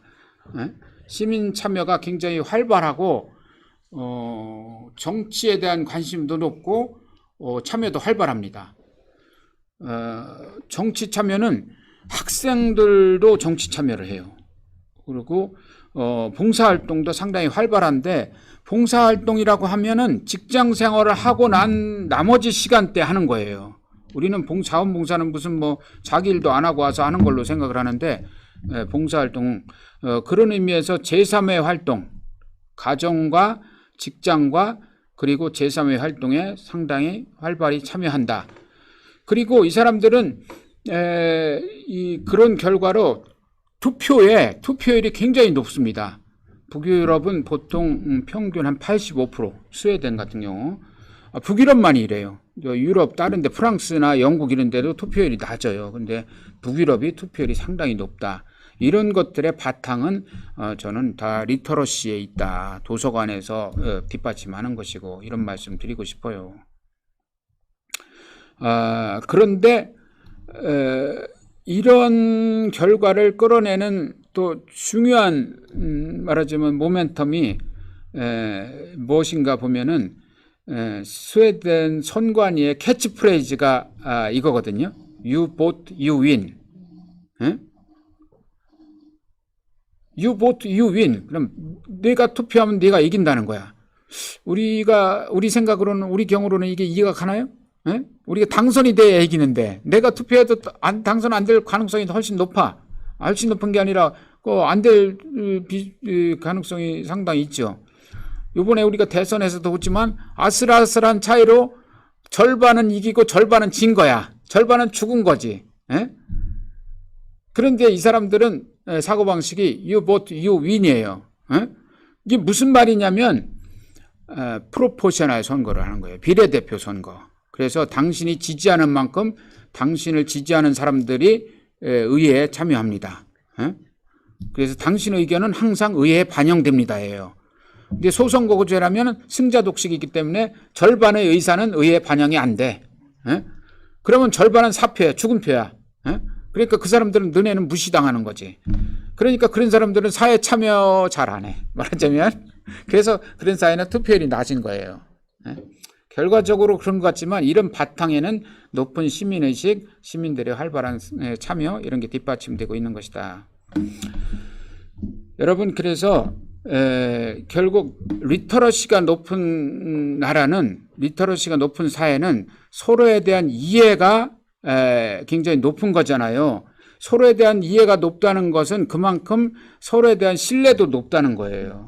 그래서 사회적 신뢰라고 그러잖아요. 소셜 트러스트. 이 소셜 트러스트는 현대사에서는 이게 단순히 그냥 신뢰도가 높군 이게 아니에요. 요즘에는 소셜 캐피탈이라고 해요. 사회적 자본으로 이걸 분류를 해요. 그게 무슨 말이냐? 덴마크의 국가 홈페이지에 들어가 보면 그 사람들이 내건 아주 자랑이 있어요. 그거로 알기 쉽게 설명해 드리면, 덴마크는 땅이 좁습니다. 자원이 없습니다. 사람도 적습니다. 그렇지만 우리에게는 사회적 신뢰가 있습니다. 그래요. 사회적 신뢰. 그래서 우리는 일단 먼저 믿습니다. 문제가 생기지 않는 이상 믿습니다. 그래서 불필요한 과정, 불필요한 절차를 하지 않습니다. 이렇게 말해요. 그러니까 불필요한 서류, 불필요한 점검 이런 걸 하지 않기 때문에 경쟁력이 상당히 있다는 거예요. 또 서로가 그렇게 하기 때문에 일상적으로 약속을 잘 지킵니다. 그래서 교역을 해도 무역을 해도 덴마크 사람들은 무역 파트너들이 늘 약속을 지킵니다. 그런 것을 내세워요. 그게 이제 소셜 트러스트, 소셜 캐피탈이라고 그러는 거예요. 그런 것이 큰 덴마크의 자산이 된다라고 하는 것인데, 그런 사회적 자본이 높은 나라들도 꼽아보면은 1, 2, 3, 4, 5 앞에 5나라가 다 북유럽 국가들이야. 사회적 신뢰도가 상당히 높아요. 이런 것들도 리터러시와 관계되고 그 뿌리에는 도서관이 있는 것이다 라는 걸 말씀드리고 싶어요. 제가 오늘 말씀드린 걸 좀 이제 정리를 할 시간인데, 요 사진 하나 제가 더 설명드려야겠네요. 요거는 저희가 북유럽 특히 스웨덴의 어린이집을 방문했는데, 방문하기 전에 미리 어린이집 측에 우리가 그 시간이 마침 오후 시간이라 우리가 둘러보고 있을 테니까 아이를 데리러 온 아빠들을 몇 분 좀 만나볼 수 있게 해달라, 이렇게 미리 부탁을 했어요. 그래서 이 앞에 계신 왼편에 계신 남자분들이 그 아이를 데리러 온 분들이야. 4명이 서 있는데, 여기 분들은 이제 그 어린이집의 스태프들이고 그랬는데, 제가 이 4분들한테 저희가 질문을 했어요. 그래서 물어봤더니 이분들은 육아휴직을 자기들이 쓰고 있는 거야. 그런데 이제 미리 말씀드리면 덴마크는 480일을 육아휴직을 써야 되는데, 지금은 어떻게 됐냐면 어느 한 성이 그 중에 60일은 써야 돼요. 예전에는 480일이었고 그 다음에 중간에는 남성이 60일 이상 써야 된다고 그렇게 규정이 돼 있었어요. 남성도 육아에 참여해라 이렇게 해서. 그런데 지금은 어느 한 성이라고 돼 있어요. 남성이라고 안 돼 있고. 그래서 이분들한테 그거 이제 어떻게 당신이 하게 됐느냐? 자기가 더 한다는 거야. 왜 그러냐? 자기 와이프가 자기보다 소득이 높다는 거야. 그래서 스스럼 없이 자기가 육아휴직을 자기가 더 오래 한다는 거예요. 그런 게 일상화돼 있어, 일반화돼 있고. 그랬을 때 우리는 사실 직장 생활하다 육아휴직하거나 뭐 이렇게 휴직하려면 하라고 해도 신경이 쓰이잖아요, 그렇죠? 눈치 보이잖아. 그래서 이분들한테 물어봤어요. 당신이 지금 육아휴직을 하면 당신이 전에 하던 일은 누가 합니까? 이 사람들 대답이 굉장히 심플해요. 그걸 왜 내가 신경 씁니까? 이거예요. 그것은 매니저의 역할이다 이거야. 내가 육아휴직을 갈 때 내 일은 누가 합니까? 그건 매니저가 그런 고민을 하는 거지 내가 하는 게 아니다. 이 땅에 진짜 많은 정말 육아로 고민하는 젊은 분들이 직장에서 육아휴직 때문에 얼마나 스트레스를 받습니까? 눈치를 받고. 그런 것은 스트레스 받지 않게 하는 것이 그 관리자의 역할이다. 관리자의 역할. 이 대목을 제가 꼭 설명드리고 싶었어요. 너무 진짜 멋있어. 자, 정리하면요. 북유럽은 굉장히 척박한 환경이고 살기 어려운 동네이다. 그렇지만 기본적으로 노동 환경이 잘 정비되어 있는 국가이고, 그래서 이제 동일노동 동일임금 원칙도 잘 지켜지고 있고, 제반 여건들이 갖춰져 있어요. 노동 시간도 짧고, 스웨덴 같은 데서 있잖아요. 초과 근무하면 큰일 나요. 예? 큰일 난다는 표현은 뭐냐면 초과 근무 시간을 연장 근무해봐요. 그러면 면담 들어옵니다. 제가 스웨덴에서 이제 직장 생활하는 교포한테 물어봤더니 처음에 직장에 들어가서 처음 그런 얘기를 해준다는 거야. 초과 근무하지 말아라. 그리고 초과 근무를 하면은 면담 들어서 지금 뭐가 문제가 있습니까? 무슨 어려움이 있나? 아니면 뭐가 문제냐? 면담이 들어온다는 거예요. 그래서 정말 이 근무 시간을 짧게 하는 거 굉장히 중요하다고 그렇게 합니다. 얘네들 도서관이 잘 갖춰져 있어요. 다 교육개혁이 잘 되어 있는 것이 중요하다. 교육개혁, 성적 위주의 교육, 지식 위주의 교육이 아니라 정말 이제 책을 읽는 교육, 열린 교육 정말 정말 필요합니다. 민주주의가 잘 발달해 있다. 스웨덴 같은 데는 있잖아요. 얼마 전까지만 해도 민주주의 부가 있었어요. 아니 민주주의가 그렇게 잘 돼 있는데 아직도 민주주의 부가 왜 있어? 그럼 그 사람들이 뭐라 그러냐? 민주주의는 계속 변하는 거야. 사회가 변하는데 거기에 맞춰서 제도를 계속 바꿔서 민주주의가 제대로 작동하고 있는가 점검해야 된다는 거예요. 대단하죠. 그리고 이 사람들은 최고의 복지 수준을 유지하고 있다. 그래서 지금 사실 북유럽의 복지는 어느 정도 거의 지금 한 사이클이 다 지났거든요. 그게 무슨 말씀이냐면 복지제도의 가장 핵심 중에 하나가 연금제도예요. 노후에 대한 대비. 인간이 불안 중에서 불안에 대한 대비인데 연금제도를 갖추는 건데 노후에 대비를 갖추는 것인데 이 연금제도를 진즉부터 잘 정립을 해서 지금 노후 세대들은 거의 연금 혜택을 다 받고 있어요. 잘. 그래서 이 사람들은 복지국가의 혜택에 대해서 너무 잘 알아. 그래서 직장 생활할 때는 연금 내는 거 이런 것들에 대한 불만이 좀 있었는데 혜택을 받아보니까 이게 너무 좋다는 걸 이 노인들이 더 잘 알아. 그래서 오히려 노인들이 보편적 복지 정책에 대한 절대적인 지지자가 되고 있고 젊은 층이 오히려 아직 연금 안 받아봤는데 이렇게 너무 갑갑해 이렇게 하는 경향이 있습니다.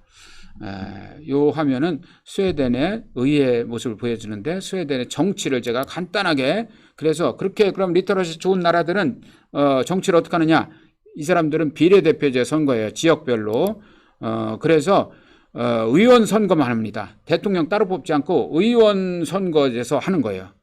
의원 따로 뽑고 대통령 따로 뽑고 대통령이 더 힘이 세고 뭐 이런 거는 참 어이가 없는 거예요. 시장 따로 있고 막 말하자면 구청장 따로 있고 구의원 따로 있고 이런 게 아니고 의원만 뽑는다. 투표율이 80% 이상이고 여러분 이 사람들은 성비가 진짜 잘 맞아요. 스웨덴 같은 경우 거의 의원들의 50% 가까이 46%가 여성인데 이것도 예를 들면 스웨덴 민주당이란 극우파 정당이 많이 깎아먹어서 그래요. 50% 정도인데 비례대표 명부를 작성하면서 지퍼 제도로 해요. 비례대표 명부를 지금 우리나라도 다 그걸 따라서 하고 있잖아요. 그런데 지퍼 제도를 할 때 지퍼 제도가 뭐냐면 이제 남성 여성 남성 여성 이렇게 이제 명부를 작성한다는 건데 남성 여성 남성 여성 하다 보니까 이건 남자들한테 더 유리하다. 그래서 어떻게 바꿔서 하냐면 여성 남성 여성 남성 홀수가 여성입니다. 그래서 성비가 의원 명부 가지고 딱 정리를 해보면 있잖아요. 여성과 남성의 비율이 거의 일치한다. 이것은 의회만 그런 게 아니라 뭐 공기업 사기업 임원들에서도 상당히 이런 게 잘 맞아요. 성비가 잘 균형을 맞춘다. 그리고 성비만 균형을 맞춘 게 아니라 세대별로도 굉장히 고르게 분포되어 있어요. 젊은 세대, 우리 요새 뭐 청년 세대, 특별 어쩌고 저쩌고 하는데 그런 걸 안 해도 연령별로도 상당히 고르게 잘 분포되어 있어요. 이 사람들은 이제 18세 이상은 투표권도 있고 이제 입후보를 할 수 있는 권리도 있어요. 연령별로 균형되어 있다 말. 소극적 의회주의를 채택하고 있다는 말씀은 조금 뒤에 설명드릴게요. 그리고 이 사람들은 다당제를 그래 하고 있는데 다당제를 하다 보니까 당이 굉장히 많잖아요. 그래도 늘 코퍼레티즘, 협력체제, 늘 합의하고 수기하고 이런 게 잘 돼 있는데 지금은 이제 좌파 블록, 우파 블록, 그래 블록형으로 지금 정치가 이루어지고 있다. 그 중에서 소극적 의회주의라는 걸 조금 더 설명드릴게요. 재밌어요. 이분은 얼마 전에 스웨덴에선 처음으로 총리가 되신 분인데 여성 막달레나 안데르손이란 분인데 이분이 수상이 될 때 상당히 우여곡절이 있었어요. 투표를 하는데 이분이 여러 가지 우여곡절이 있었지만 결과적으로 요것만 보여줄게요. 의회에서 투표가 이렇게 됐어요. 스웨덴 의회는 349석이에요. 349석. 왜 349석 했냐? 처음에 단원제 할 때 350석을 한 적이 있어요. 350석으로 만들었어요. 그게 1970년인가? 350석을 만들어놨는데 1973년 350석을 해놨는데 생각을 못했는데 예전엔 다 양원제였어요. 양원제를 단원제로 만들면서 350석으로 딱 해놨는데 해놓고 보니까 좌파 블록, 우파 블록이 딱 175, 175가 된 거야. 이게 표결이 안 돼요. 응? 그래가지고 어떻게 했겠어요? 제비 뽑기 했어요. 응? 그걸 어떻게 할 수가 없으니까. 그래서 3년을 그렇게 보내고 그 뒤에부터는 한 석을 줄여서 349석으로 한 거예요. 349석으로 해놓으니까 175대 174가 돼. 표결은 항상 대부분 175대 174가 되는 거예요. 그래도 한 표 차이로 항상 결정이 되는 거예요. 그거에 대해서 전혀 떨어진 측에서 이의가 없어. 그런데 더 재미있는 것은 우리한테 그냥 재미로 더 사실 아주 이상적인 건 뭐냐면 175대 174라는 게 다수가 175가 지지를 해야 되는 게 아니고 반대가 175가 아니면 통과해요. 응? 이게 무슨 말이냐? 여기서 이제 표로 보시죠. 지금 이 안데르손을 이제 총리로 지명하는 거에 대한 투표 결과인데 N편은 이게 V는 이제 공산당, S는 3인당, 여기는 이제 환경당, 여기는 중앙당, C는 그래요. 중앙당은 농민당 후예인데 다 합쳐서 174. 요것은 제가 여기에서는 잘못 갖고 왔구나. 174예요. 그리고 오른쪽에는 자유당 20석. 요거는 이제 모데라트 온건당, 기독교 민주당, 그리고 스웨덴 민주당, 제일 이제 극우파, 난민 반대를 외치는 데가 벌써 62석, 3위로 커요. 174대 174인데 여기서 안데르손에 대한 지지에서 환경당과 3인당만 찬성이야. 116석만 찬성. 공산당 26석 기권. 중앙당 31석 기권. 그리고 이쪽에 174석은 다 반대. 이렇게 됐어요. 그럼 이 결과는 어떻게 된 건가요? 174대 116인데 그럼 부결인데 이렇게 되면 우리식으로 보면 부결해요. 근데 스웨덴에서는 이게 찬성이에요. 응? 통과. 아니 왜 그러냐? 제가 아까 말씀드렸죠. 반대가 많아야 돼. 반대가 명확히 과반을 넘어야 그 안이 부결되는 거예요. 응? 그래서 이쪽에 찬성 쪽에는 기권이 있고 기권하고 불참까지 포함해서 이것은 찬성 의사로 간주해. 이렇게 하는 이유는 소극적 의회주의를 택해서 다당제 국가에서 안정적인 의회 운영을 위해서 이게 북유럽 특히 스웨덴이 채택하고 있는 독특한 제도예요. 그런데 한 표 차이로 그 말하자면 지금 같은 상황에서도 그러면은 이제 반대를 한 이쪽 우파연합에서는 어이가 없을 거 아니에요. 한 표 차이로 안 됐는데 우리가 175는 안 됐지만 실제 찬성보다 훨씬 많은데 이게 찬성이라니 말이 돼? 되는 거예요. 그러면은 온건 이쪽 저 사람들은 어떻게 하냐? 그래, 할 수 없지 뭐. 다음 선거 때까지 좀 두고 보자. 다음 선거 때까지. 이렇게 그냥 별로고 끝이에요. 기자회견하고. 이거 갖고 절대 뭐 다른 액션 안 합니다. 그래서 소극적 의회주의를 채택하고 있다. 그런데 이런 표결까지는 철저히 대화하고 토론하지만 표결을 했을 때는 표결 결과에는 두말하지 않고 승복한다. 이것이 스웨덴 정치의 특징입니다. 북유럽 다당제 정치의 특징이기도 해요. 35분 됐네. 요거 그러면 그 중에서 특히 여러분 제가 이번에는 핀란드 이야기 조금만 해드릴게요. 핀란드는 정말 많은 관심이 필요한 나라인데 제가 요즘에 더 아주 깊이 있게 관심을 갖게 됐어요. 그런데 핀란드는 우리하고도 상당히 닮은 점이 많은 나라이기도 한데 역사적인 과정이 제가 그 얘기까지 다 할 수는 없고 핀란드가 세계적인 관심을 끌은 것은 2000년도에 피사 성적에서 세계 1위를 하면서 세계의 주목을 받았어요. 특히 유럽 국가들, 특히 이제 독일 같은 데는 난리가 났죠. 이제 우리는 저 밑에 그 핀란드가 1등이래. 이게 어떻게 된 거야? 우리 교육 문제 있어. 그래서 이제 난리가 났고 세계 각국에서 이 핀란드 교육을 보러 아주 그냥 이제 줄을 이었어요. 그러니까 핀란드에서 아예 핀란드 교육부에서 자기들 교육 방식에 대한 그리고 피사 성적이 이렇게 잘 나온 것에 대한 안내문을 아예 공식 자료를 만들어서 배포했어. 그 자료 중에서 제가 몇 분만 뽑아왔습니다. 핀란드가 피사에서 거둔 성적은 이래요. 2001년도 1위. 그 이전에는 이제 다른 성적이었고 피사는 2000년도부터 했는데 1위를 하다가 2006년도에는 애프터 코리아 한국이 1위였고 핀란드가 2위야. 2009년에는 애프터 샹하이 코리아 우리가 이제 2위였네. 샹하이가 1등이고 그렇지만 뭐 동아시아 국가들이 1, 2위 하는 거에는 관심이 없어. 얘네들은 주입식이 있기 때문에. 그런데 이제 핀란드는 왜 그렇냐 도대체. 그랬을 때 핀란드가 설명하는 내용이 이겁니다.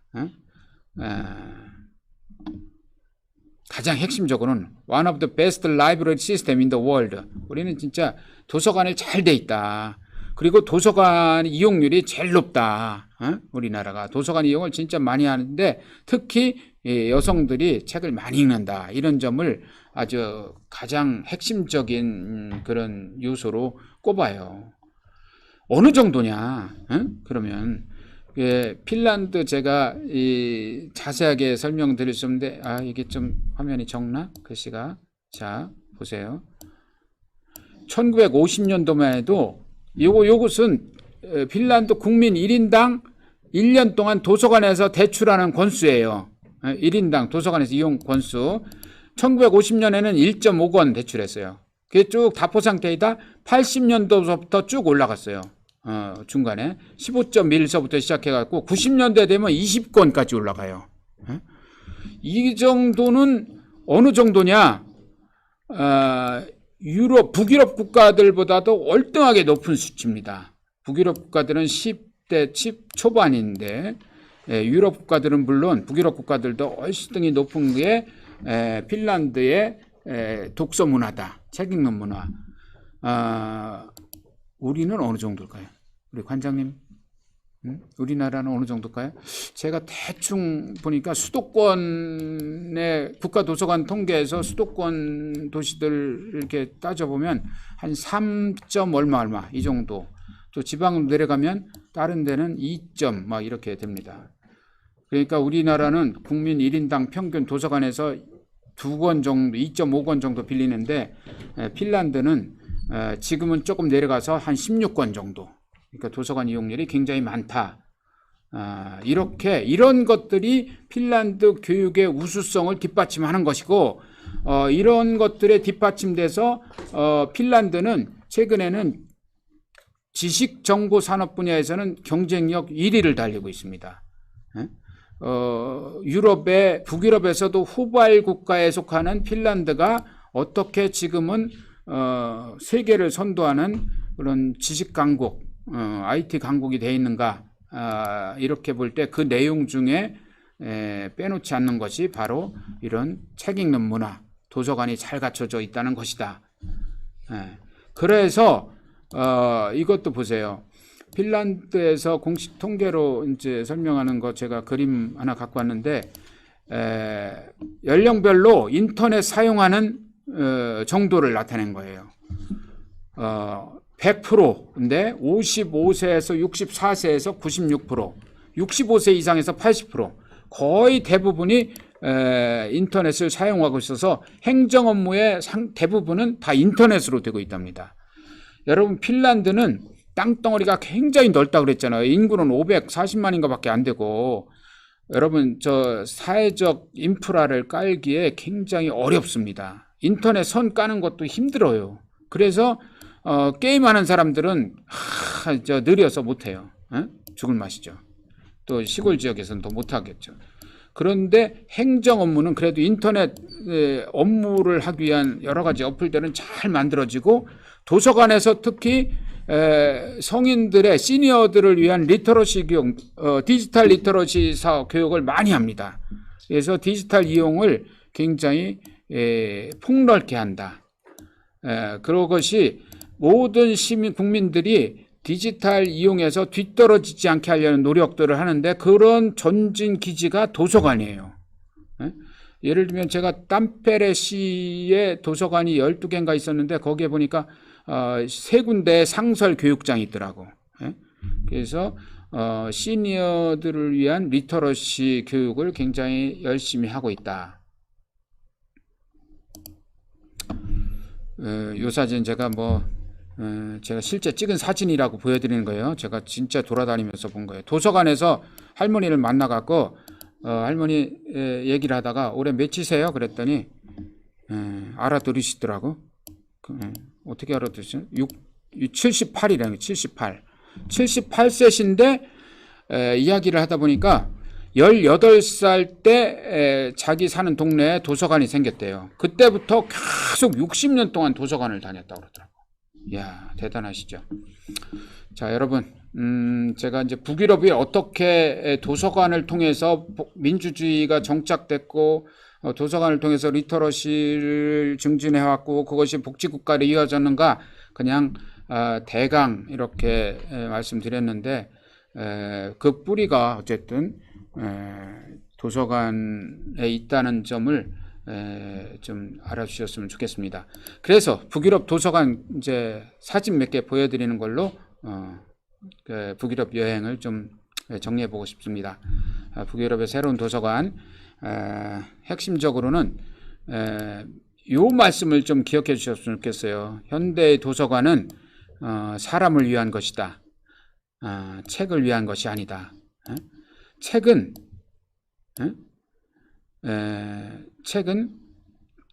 just one service, 많은 것 중에 한 가지이다. 그리고 도서관은 사회 속에서 굉장히 큰 과제를 갖고 있는데, 시민의식을 형성하고 자유롭고 평등한, 모든 사람들에게 자유롭고 평등한 공간을 제공하는 것이 중요하다, 이렇게 얘기했죠. 그래서 현대의 도서관들은 뉴 라이브러리, 현대의 도서관들은 어떤 공간을 만들어야 되는가 해서 크게 4가지를 좀 이야기하고 있는데, 러닝 스페이스는 도서관이면 기본적으로 배우는 곳이니까 이해를 하겠죠. 영감을 얻는 공간, 인스피레이션 스페이스여야 되고요. 중요한 건 미팅 플레이스, 현대의 도서관은 미팅 플레이스다. 다른 거 몰라도 이거 하나 꼭 기억해 주셨으면 좋겠어요. 현대의 도서관은 미팅 플레이스야. 도서관에서 만나. 네, 좋습니다. 도서관에서 다양한 행사를 하는 거예요. 다양한 만남을 만들어. 연극도 할 수 있고 공연도 할 수 있고, 여기에는 정치인을 불러서 토론도 도서관에서 해요. 얘네들은 도서관에서 정치가 그렇게 더 기피할 분야가 아닌 거야. 생활에서 중요한 부분이니까. 그런 점에서 도서관을 미팅 플레이스라는 개념으로 우리가 이해하고 적극적으로 인식할 필요가 있다. 도서관은 시험 공부하는 공간이다 라는 인식은 옛날 생각이고, 도서관은 미팅 플레이스, 아시겠죠? 예, 제가 이제 사진 보여드릴게요. 이 도서관은 핀란드 처음에 나온 거 오디 도서관인데, 핀란드가 1917년 12월에 볼셰비키 혁명, 러시아에서 볼셰비키 혁명이 일하는 틈을 타서 독립했어요. 처음으로 독립국가를 만든 게 그때야. 그래서 지금 100년밖에 안 됐어요. 국가를 만들지. 그 기념 사업으로 이 오디 도서관, 대표적인 사업이 이 오디 도서관을 만든 것인데 1억 유로를 들여서 헬싱키 제일 중심가에다가 딱 만들었어요. 헬싱키의 도서관이 굉장히 많아요. 근데 또 만들었어. 왜? 시대가 바뀌었어. 새로운 도서관이 필요해. 그래서 새로운 도서관을 만든 거예요. 아까 말씀드렸잖아요. 미팅 플레이스가 필요한 거야. 미팅 플레이스. 그래서 이 도서관은 헬싱키시 제일 중심부에 있어요. 요 바로 앞에가 국회야. 요 1층은 미팅 플레이스 이 자체도. 그래서 커피숍이 있고 영화관도 있고 뭐 만남 장소, 기다리는 장소 있고 그래요. 별거 없어요. 별거 없네. 그래서 보여드릴 거 없어요. 많이. 2층에 딱 가면은 쭉 열린데 쭉 가면은 재봉틀이 이렇게 많아. 3D 프린터도 안 보이네. 여기 있고 여기에는 실사 출력하는 거 있고 요 뒤로 가면은 이제 작은 방들이 많이 있어요. 그런데 이제 다양한 프로그램들을 하는 거예요. 대표적으로 이렇게 탁 오픈된 베이스에서 다양하게 만들고 그리고 찍고 찢어발기고 하는 그런 활동들을 하고 있습니다. 요 안쪽으로 들어가면 이렇게 작은 방들에는 이렇게 이 사람들은 지금 노래 부르고 있는 거고 게임 방도 있고 뭐 악기 다루는 방도 있고 녹음하는 데도 있고 다양한 공간들이 있어요. 3층에 올라가야 이제 도서관 느낌이 좀 나네. 우리 개념으로는 우리 눈에는 여기가 도서관 같아요. 도서관인데 근데 공간 넓은데 책은 많지 않아. 이 사람들은 장소는 just one 서비스예요. 컬렉션은. 그래서 이 도서관에 여기 오디 전체의 장소 관리 목표는 10만 권 정도밖에 안 돼. 책은 한 부분이야. 책은 사실 상호 대체를 다 하기 때문에 여기서 다 갖고 있을 필요는 하나도 없어요. 공간은 굉장히 자유롭고 널찍하고 3층까지 유모차가 그냥 쫙 들어와서 이렇게 자유롭게 지냈잖아요. 여기 이 가운데는 커피 파는 데도 있어요. 여기 인포메이션 센터 옆에. 이렇게 개방적인 공간, 열린 공간으로 도서관을 운영하고 있다. 도서관이 지향하는 바는 모든 현대 넥스트 라이브러리인 거예요. 그러니까 넥스트 라이브러리는 중요한 거는 이 미팅 플레이스, 도시를 통합하는 기능을 하는 거예요. 공동체의 중심, 마을의 중심에서 공동체의 모든 기반이 되는 시설이 도서관이다. 이 사람들은 그렇게 생각하고 키워나가고 있는 겁니다.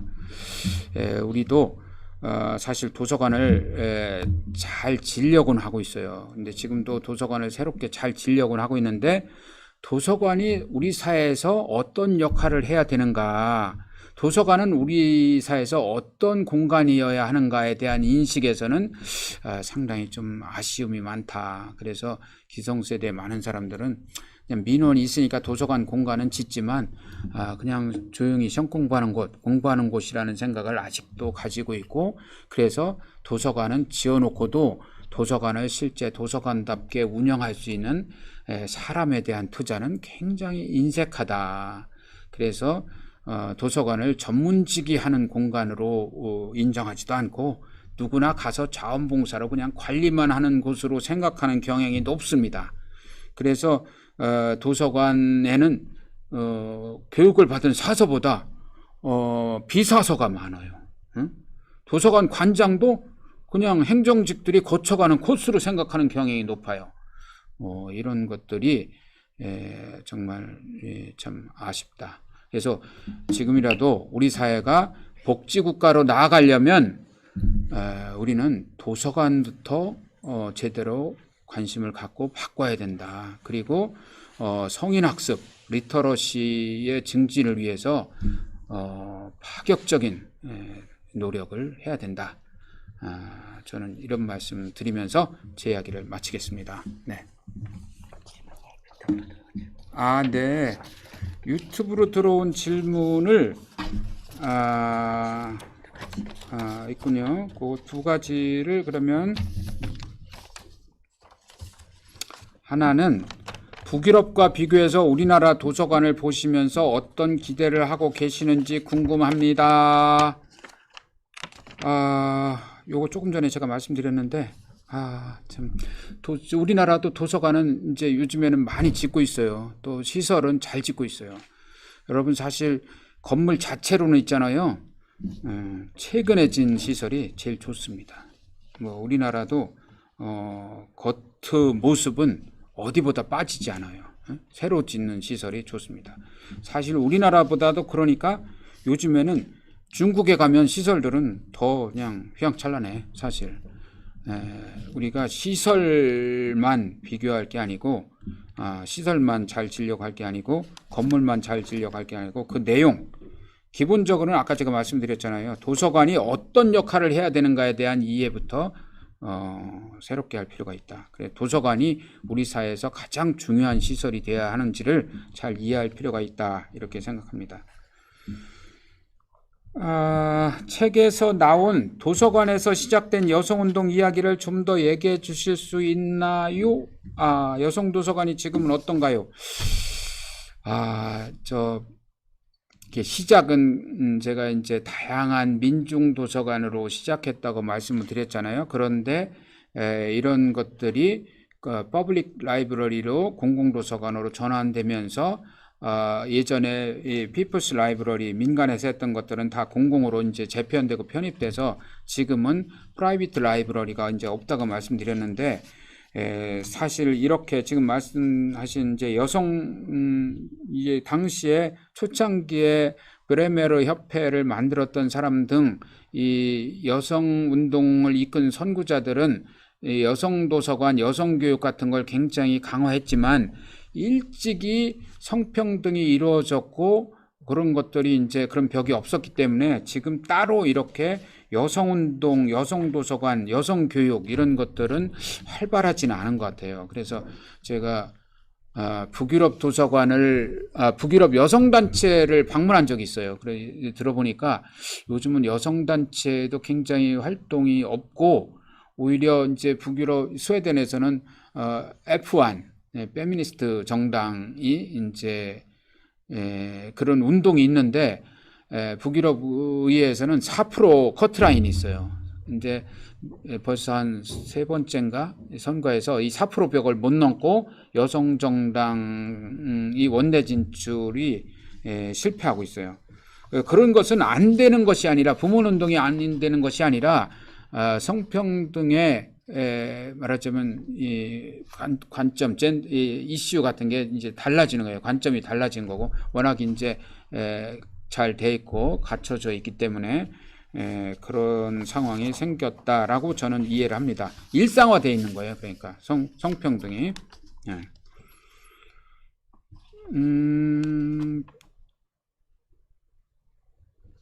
도서관이 키운 리터러시 힘이 복지국가를 지탱하고 발전시킨다고 하셨는데요. 네, 그렇습니다. 우리나라는 사회나 교육 전반에 걸쳐서도 변화가 매우 필요한 시점인 것 같습니다. 네, 맞습니다. 책을 통해 꿈꾸는 변화는 어떤 것이 있으신지요? 저는 도서관 운동을 처음부터 시작한 건 아니고요. 복지국가를 꿈꾸고서 늘 다니는데 그 시작이 도서관에 있구나라고 말씀드리고 있는 거예요. 그러니까 다른 모든 운동들이 도서관을 기반으로 했으면 좋겠다라고 말씀드리는 거죠. 예를 들면 마을운동도 그렇고 여성운동, 노동운동 모든 운동들을 도서관에서 시작해. 모임을 도서관에서 하시라고요. 동네 모임을 동네 도서관, 동네 지역 도서관에 모여서 책 읽는 모임을 기반으로 해라. 그래서 꾸준히 학습하고 독서 동아리 활동을 하고 그러면서 이 말하자면 서로 깊이 있게 이야기를 나누고 다져가는 것이 그런 모든 활동들의 지속적인 힘이 될 것이다. 그래서 꾸준히 가는 게 중요하고 지속 가능한 미래를 꿈꾸는 게 중요하다고 생각합니다. 그렇기 때문에 더욱더 모든 활동이 도서관을 중심으로 됐으면 좋겠다. 우리나라가 복지국가로 가는 길목에서 현재 도서관에 필요한 것은 무엇일까요? 참 저는 이제 계속 말씀드린 건데 도서관이 사회에서 중요한 시설이라는 걸 생각하는 것이 중요하고요. 조금 더 구체적으로 말씀드려서 도서관에서 종사하시는 분들, 도서관에서 일하시는 분들한테는 제가 그렇게 말씀드립니다. 여러분이 어쨌든 도서관에서 일하시게 된 것, 지금 생에서 도서관에서 일하게 된 거는 정말 그거는 축복받은 일이다. 자부심을 가지시고 여러분 일을 하실 필요가 있다. 내가 우리 사회에서 제일 중요한 일을 하고 있다는 그런 자부심을 가지시고 조금 힘들더라도 우리 독서문화진흥을 위해서 좀 이제 열심히 해주셨으면 좋겠다. 힘들더라도 또 책을 읽고 독서 활동을 하시는 분들도 마찬가지로 도서관을 좀 아끼고 사랑해서 우리가 모든 우리 사회가 앞으로 나가는 길에 원동력이 도서관이라는 생각을 가지고 도서관을 바라봤으면 좋겠다. 그래서 도서관을 중시하고 도서관을 발전시키는 것이 다른 모든 정책의 기본이 돼야 된다. 저는 그렇게 주장하고 싶습니다. 네. 이상입니다. 네.